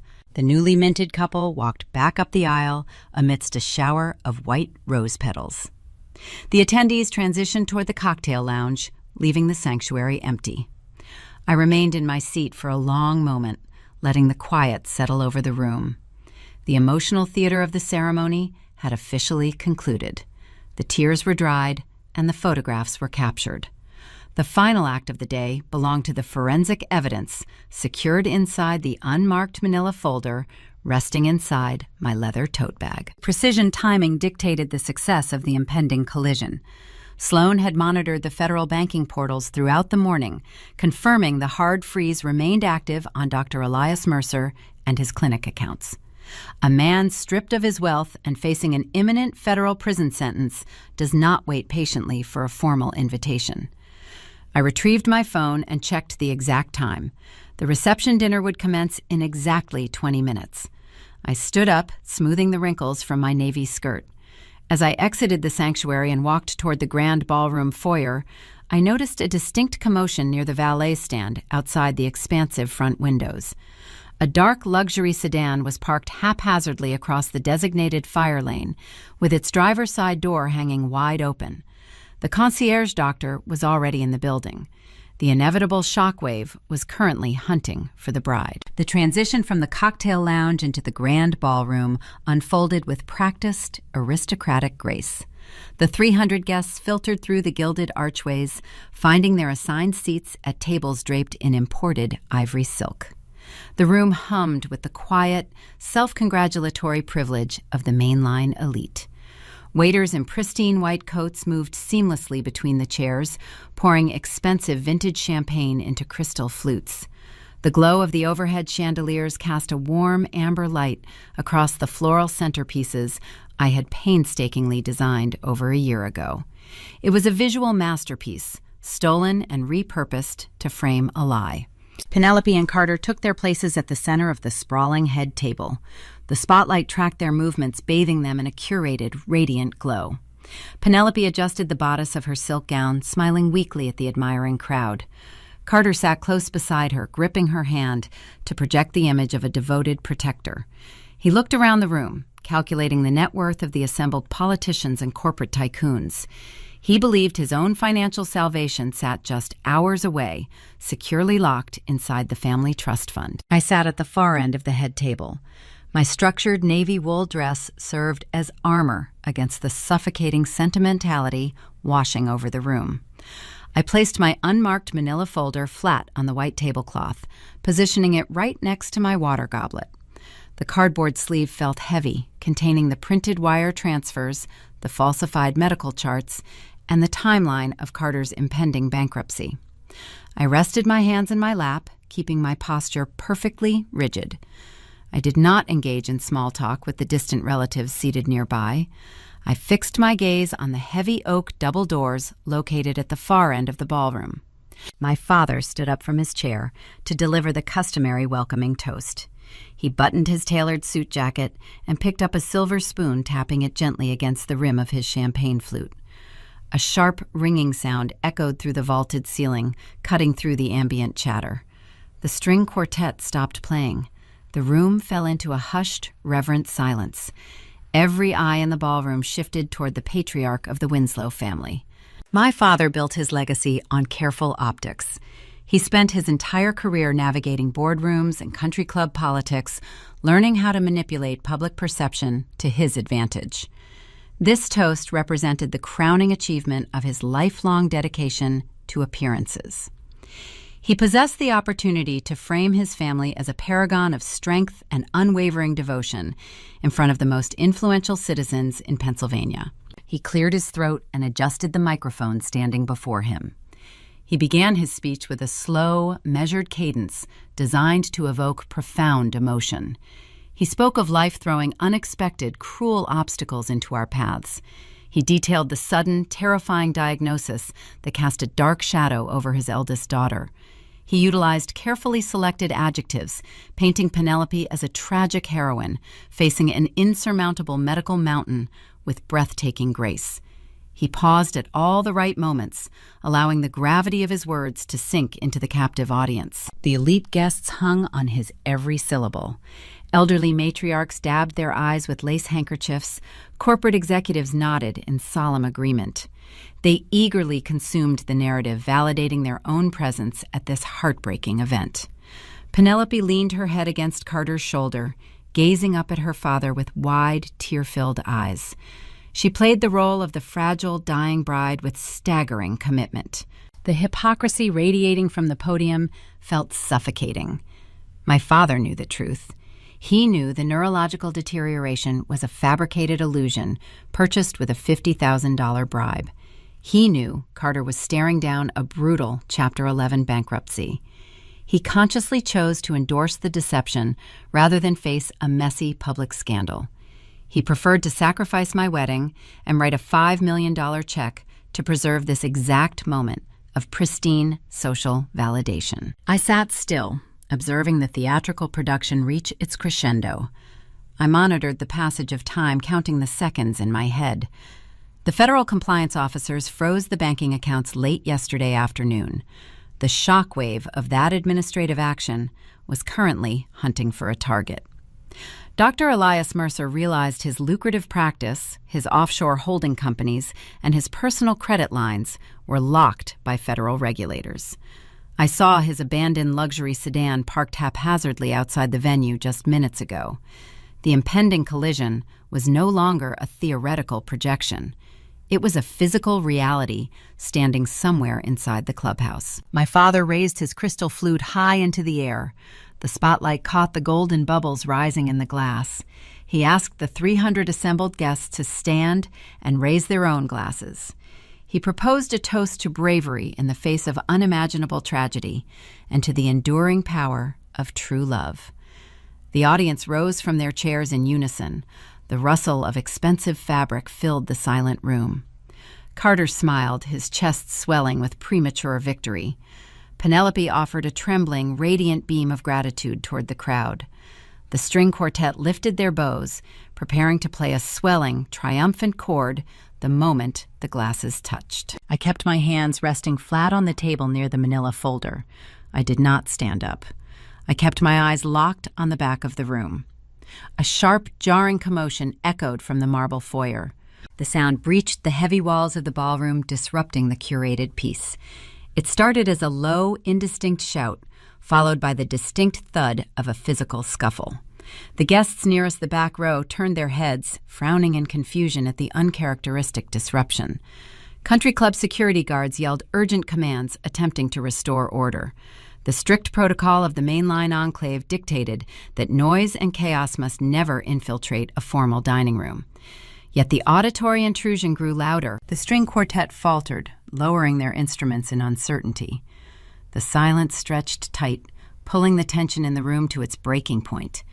The heavy oak double doors shoved open. They swung inward with brutal force, slamming hard against the interior walls. The loud crack echoed through the vaulted space like a gunshot.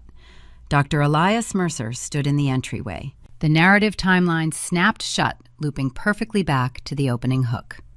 The polished, discreet society physician no longer existed. Mercer looked like a man who had spent the night outrunning a predator. His bespoke suit hung unbuttoned and wrinkled. His silk tie was pulled loose from his collar. Sweat beaded on his forehead, gleaming under the harsh hallway lighting. He gasped for air, his chest heaving as he pushed past two bewildered security guards who hesitated to physically restrain a known affluent member of the community. Mercer gripped a thick leather briefcase in his right hand.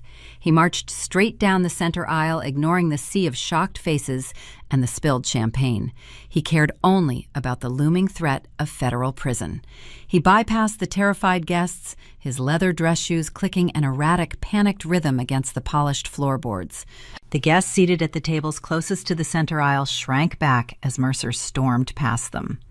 The elite politicians and wealthy developers, who seconds ago were weeping sympathetic tears, now stared in horrified fascination.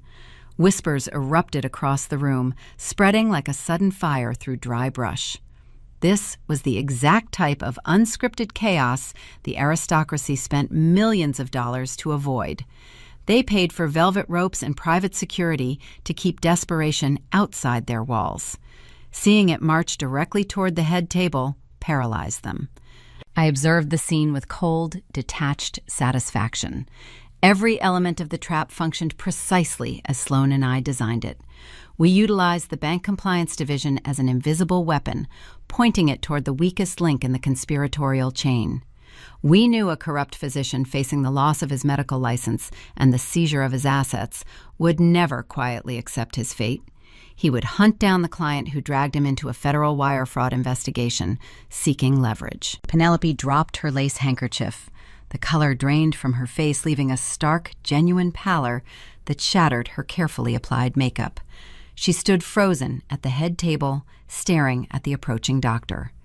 Carter released her hand, taking a sudden step backward as his instincts warned him of an impending disaster. My father lowered his raised glass, the crystal trembling in his grip. He recognized Mercer instantly. The patriarch of the Winslow family watched his flawless narrative dissolve into chaos. He opened his mouth to call for the guards, but the words died in his throat. The climax I had meticulously orchestrated over the past 2 weeks had finally arrived. The emotional manipulation, the forged documents, the stolen venue, and the parental betrayal all converged into this singular, explosive moment. I sat in my navy dress, watching the architect of my sister's medical lie march toward the altar of her false martyrdom. I reached out and rested my fingertips on the cardboard edge of the manila folder. I was ready to introduce the evidence. Dr. Elias Mercer reached the edge of the elevated platform supporting the head table. His chest heaved with ragged, desperate breaths. The bespoke tailoring of his suit clung to him like a damp shroud.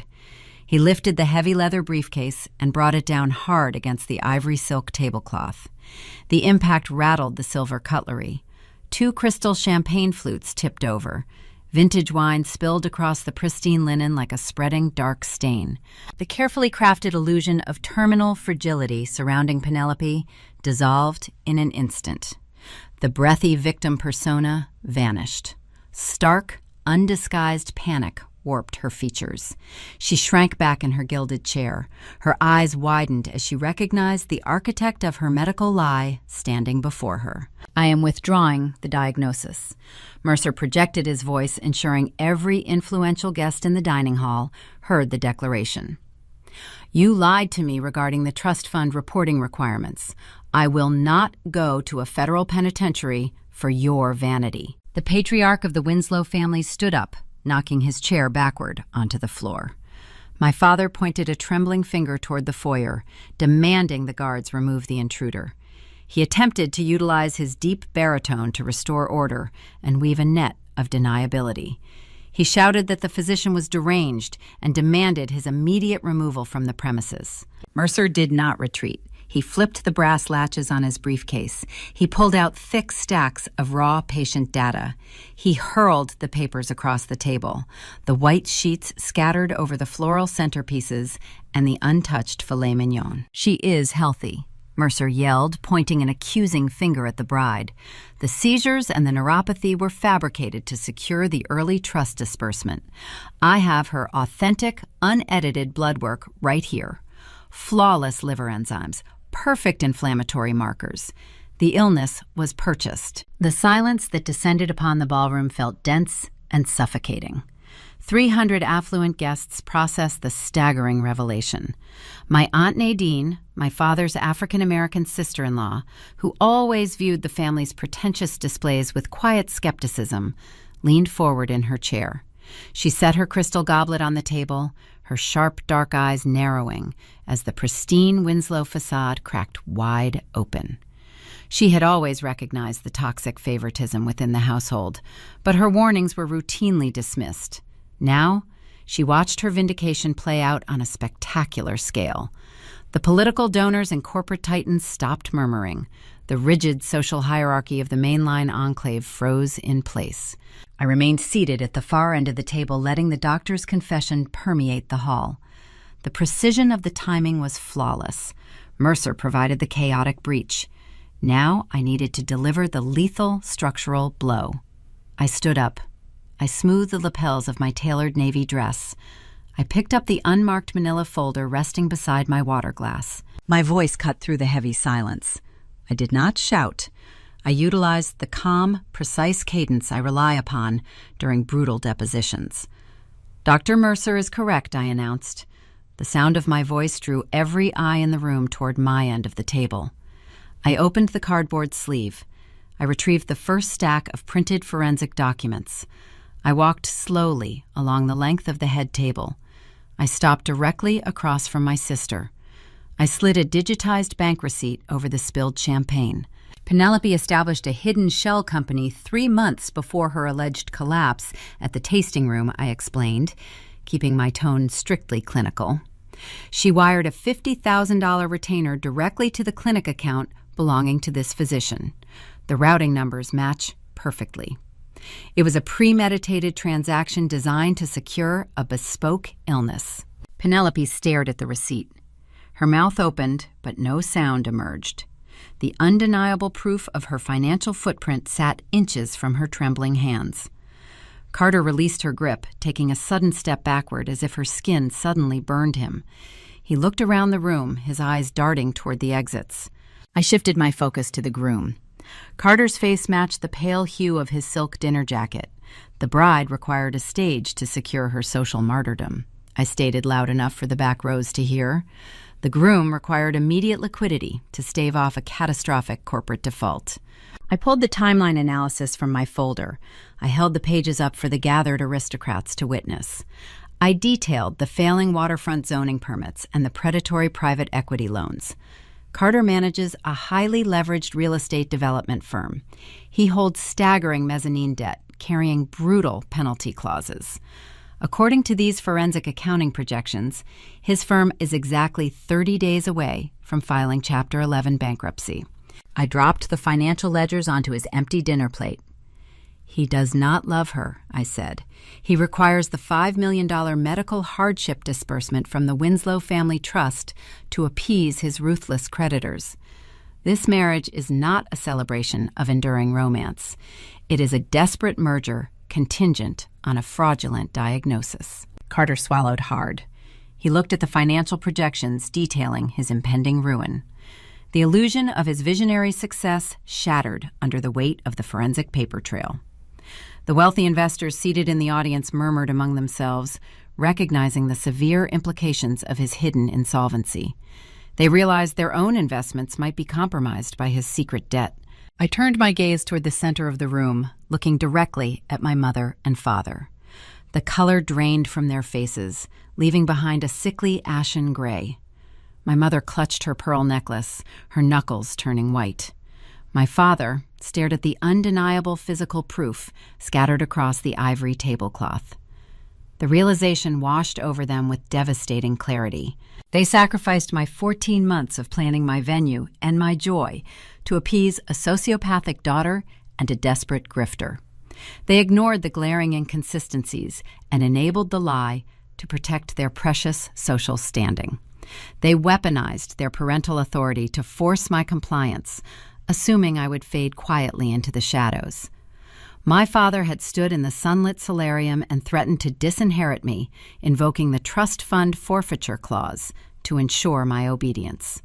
The profound irony of that threat now hung in the air.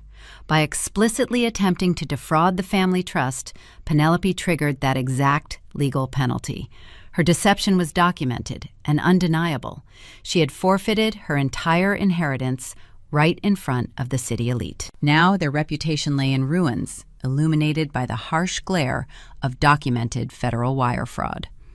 The aristocratic peers they desperately sought to impress were bearing witness to their ultimate humiliation. The high society reporters my father invited to cover the tragic triumph were currently taking furious notes. The scandal they paid to avoid was unfolding live in front of the most influential citizens in Pennsylvania. I looked into my father's eyes and saw the pristine architecture of his legacy collapsing. The silence in the room stretched, pulling the tension to its absolute breaking point. The truth stood tall and unyielding, leaving the architects of the deception with nowhere left to hide. The trap was sprung, and the audience waited breathless to see who would run first. Carter stared at the forensic spreadsheets resting on the ivory silk tablecloth. The red ink detailed his impending ruin with surgical precision.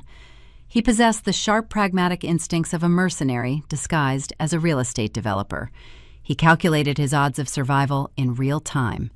He looked at the unedited medical charts, the bank transfer receipts, and the timeline of his own insolvency. He did not see a fragile, tragic bride sitting beside him. He saw a frozen bank account and a looming federal indictment.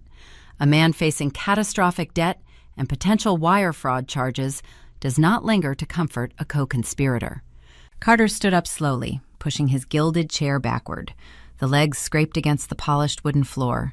He reached up and unbuttoned his custom velvet dinner jacket.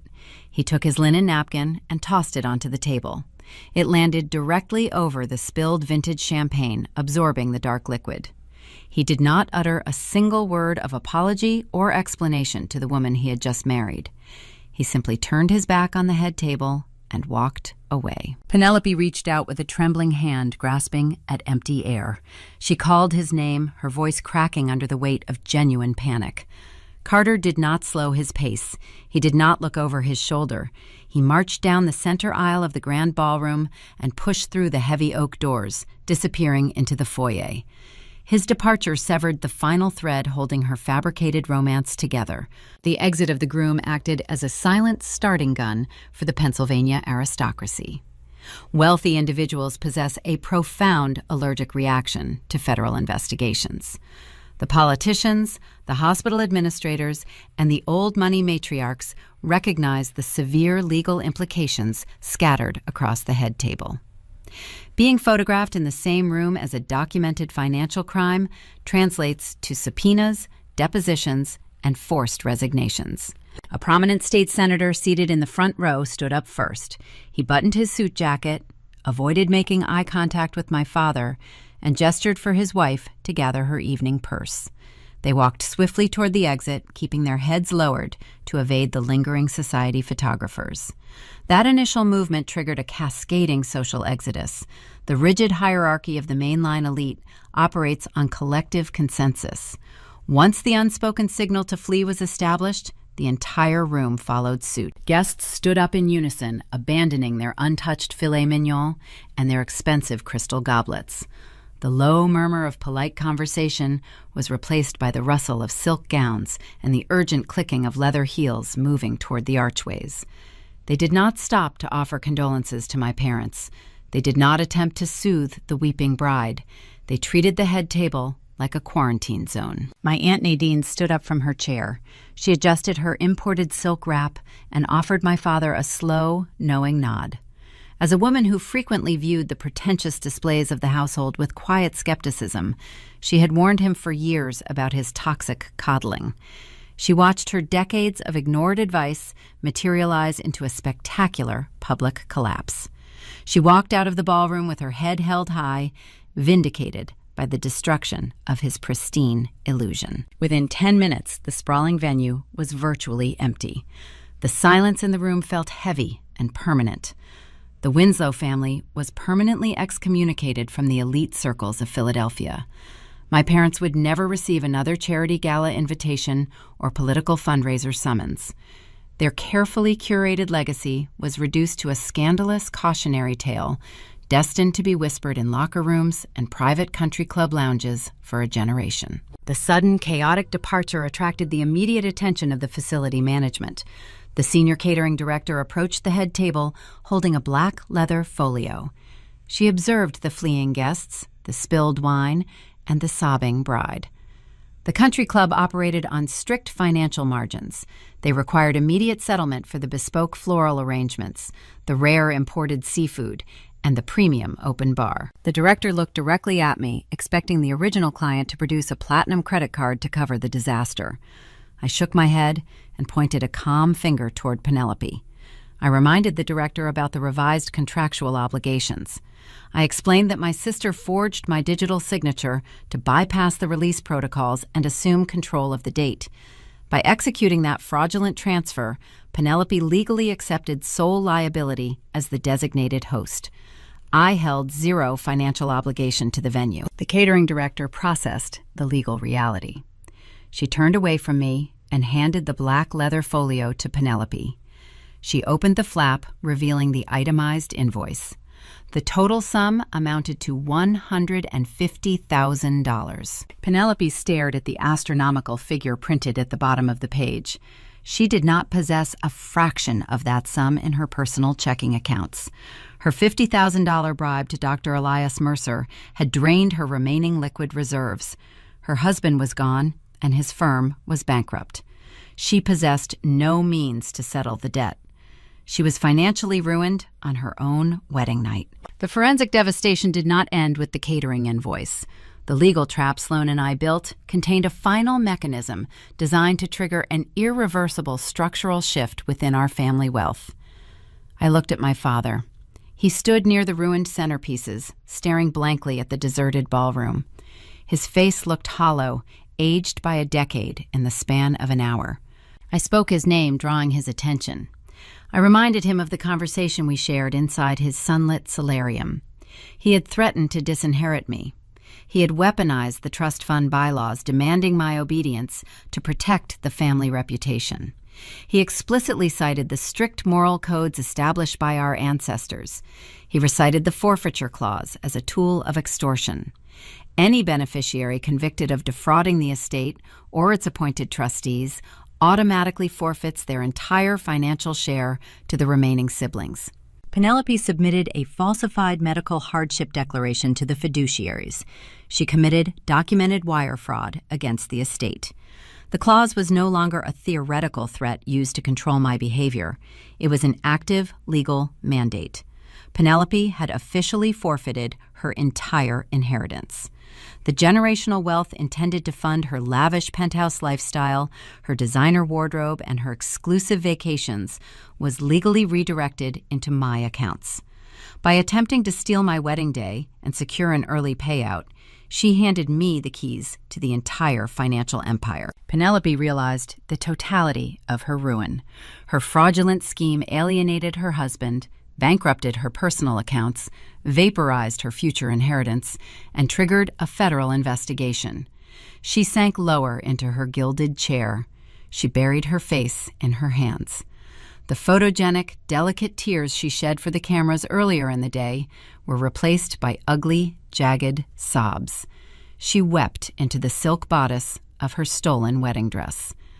Her fabricated kingdom disintegrated around her, leaving nothing but the cold, unforgiving reality of her actions. My mother collapsed into the chair beside her, burying her face in a linen napkin.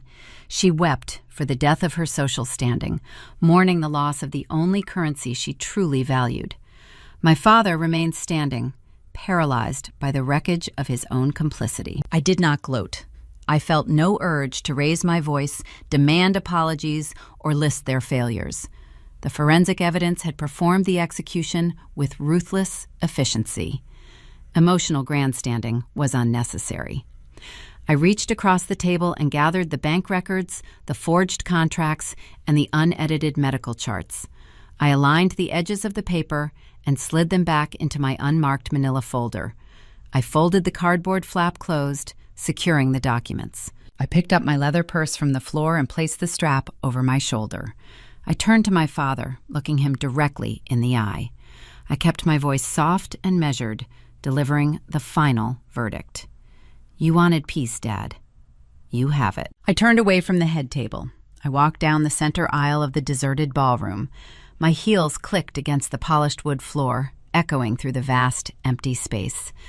I passed the abandoned tables, the half-empty champagne flutes, and the discarded linen napkins. I pushed through the heavy oak doors and crossed the marble foyer.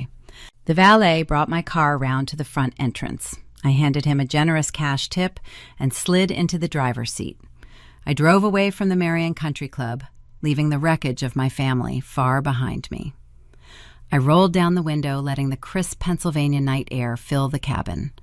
The city skyline glowed in the distance, offering a landscape of endless possibilities. I was incredibly wealthy and entirely free. We are conditioned to believe that the home is our ultimate sanctuary.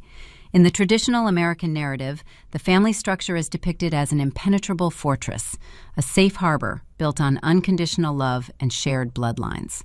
We celebrate the holiday cards, the generational milestones, and the curated images of domestic bliss. Yet, as the spectacular collapse of the Winslow dynasty illustrates, a fortress can easily become a prison when the foundation is poured with deceit. The tale of a stolen wedding, a fabricated illness, and a devastating financial fraud is more than just a high society scandal. It serves as a profound autopsy of parental failure. It forces us to examine the dangerous intersection where the desperate pursuit of social prestige eclipses the fundamental duties of honesty, fairness, and emotional awareness in raising children. Within affluent, hyper-competitive cultural enclaves, an unspoken, suffocating pressure exists to project an image of pristine success. Parents frequently transform into architects of a grand illusion, curating their children's lives as mere extensions of their own social standing. For individuals caught in this cycle, keeping the peace becomes the paramount objective. However, keeping the peace is often just a coward's masquerade for avoiding accountability. When a mother and father prioritize a flawless public image over the uncomfortable reality of addressing toxic behavior, they cease acting as guardians. They become accomplices. By demanding that one daughter sacrifice her joy and her financial investment to accommodate the theatrical crisis of another, the Winslows did not merely demonstrate favoritism. They conducted a masterclass in emotional extortion. True family responsibility dictates that a parent must serve as an unwavering moral compass, pointing toward fairness even when the needle directs them toward a humiliating public confrontation. Substituting genuine fairness for a quiet, polished lie builds a legacy on quicksand. In a society that frequently measures parenting success by external achievements, Ivy League acceptances, lucrative corporate titles, extravagant societal weddings, the quiet, invisible virtues of empathy and integrity are too often undervalued. The traditional American family is frequently built around the concept of a legacy, a baton of prosperity passed down through generations. However, when that baton is hollowed out and filled with manipulation, the inheritance morphs into a curse. The golden child dynamic represents a subtle, insidious poison. It begins with well-meaning pride, but rapidly metastasizes into blind worship. Parents lose their perspective, placing one child on a pedestal so high that the child loses touch with the ground, while the other sibling is relegated to the shadows, expected to applaud their own diminishment. The ultimate tragedy of Penelope is not simply that she was deceitful, it is that she was meticulously trained to be. Her parents funded her delusions, accommodated her vanity, and fiercely shielded her from the consequences of her actions. By insulating a child from accountability, parents do not protect them. They disarm them. They strip them of the resilience and moral fortitude required to navigate the real world. Long-term guidance means allowing a child to fail, to be wrong, and to face the harsh, unyielding glare of their own mistakes. Shielding a child from the truth only guarantees you raise an adult incapable of surviving it. Traditional family structures thrive only when rooted in deep emotional awareness. This requires the ability to see a child not for who you wish they were or who society demands they be, but for exactly who they are. Parents lacking this awareness look at a daughter staging a theatrical collapse and see only a victim, entirely missing the cold calculation behind the performance. They look at their other daughter, composed and logical, and see only a threat to their comfort, failing to recognize the profound, silent grief of a child realizing she is unloved. Emotional awareness requires the courage to ask difficult questions and accept ugly answers. It demands that we stop projecting our own anxieties, insecurities, and ambitions onto our children. When parents lack this awareness, they foster a toxic environment where love becomes transactional. Affection becomes contingent entirely on how well the child performs the role assigned to them in the family play. It is a hollow existence, one that breeds deep resentment and inevitable rebellion. Raising children requires far more than providing financial security or securing their place in the social hierarchy. It requires the tedious, unglamorous, and often painful work of instilling integrity. It requires teaching them that their inherent worth is not tethered to their performance, their possessions, or their ability to command a room with a fabricated tragedy. It means teaching them that honesty, even when it costs them a relationship, a pristine reputation, or a multi-million-dollar trust fund, is the only currency that retains its value in the dark. We watch Audrey walk out of the country club, stepping into the cool Pennsylvania night, and we feel a surge of vindication. But beneath the triumph of her financial and social victory lies a profound, quiet tragedy. She had to become a forensic executioner because she was denied a mother and a father. She had to rely on the cold, empirical evidence of bank transfers and medical codes because the warm, inherent trust of her bloodline was bankrupt long before her sister's fiancé ever faced financial ruin. This is the hidden cost of the American obsession with outward perfection. It hollows out the interior. When we teach our children that how they appear to the world is more important than who they actually are in the dark, we do not build a legacy, we build a theater. And theaters only remain open as long as the actors are willing to play their parts. If these themes of hidden truths, family betrayals, and the quiet, relentless pursuit of justice resonate with the unseen corners of your own life, I invite you to subscribe and follow Luke Vengeance. Here, we explore the intricate, often painful dynamics of relationships and the profound moments when the truth finally refuses to be silenced. We all have a breaking point. The question is, what we do when we reach it. We are indoctrinated from birth with the ultimate cultural mandate: family is everything. Blood is thicker than water. You never turn your back on your own. We are taught that a successful family is one that remains intact, bound together by an unbreakable vow of unconditional support and perpetual forgiveness. We view estrangement as a failure, a tragic rupture in the natural order of things. But perhaps this is the greatest, most devastating lie we are ever told. Perhaps the ultimate testament to a successful upbringing is not a family that stays together at all costs. What if the true measure of profound parenting is inadvertently giving your child the unwavering strength to walk away from you? Sometimes the most profound act of self-preservation and the truest realization of a moral adult is recognizing that the fortress built for you is actually a well-decorated cage. True morality isn't found in keeping the peace to protect the guilty. It is found in the terrifying courage to let the lie burn to the ground, leaving you with nothing but the ashes of your lineage and the cold, unyielding freedom of the truth. Look closely at the ties that bind you. Are they anchors steadying your ship or chains dragging you into the deep?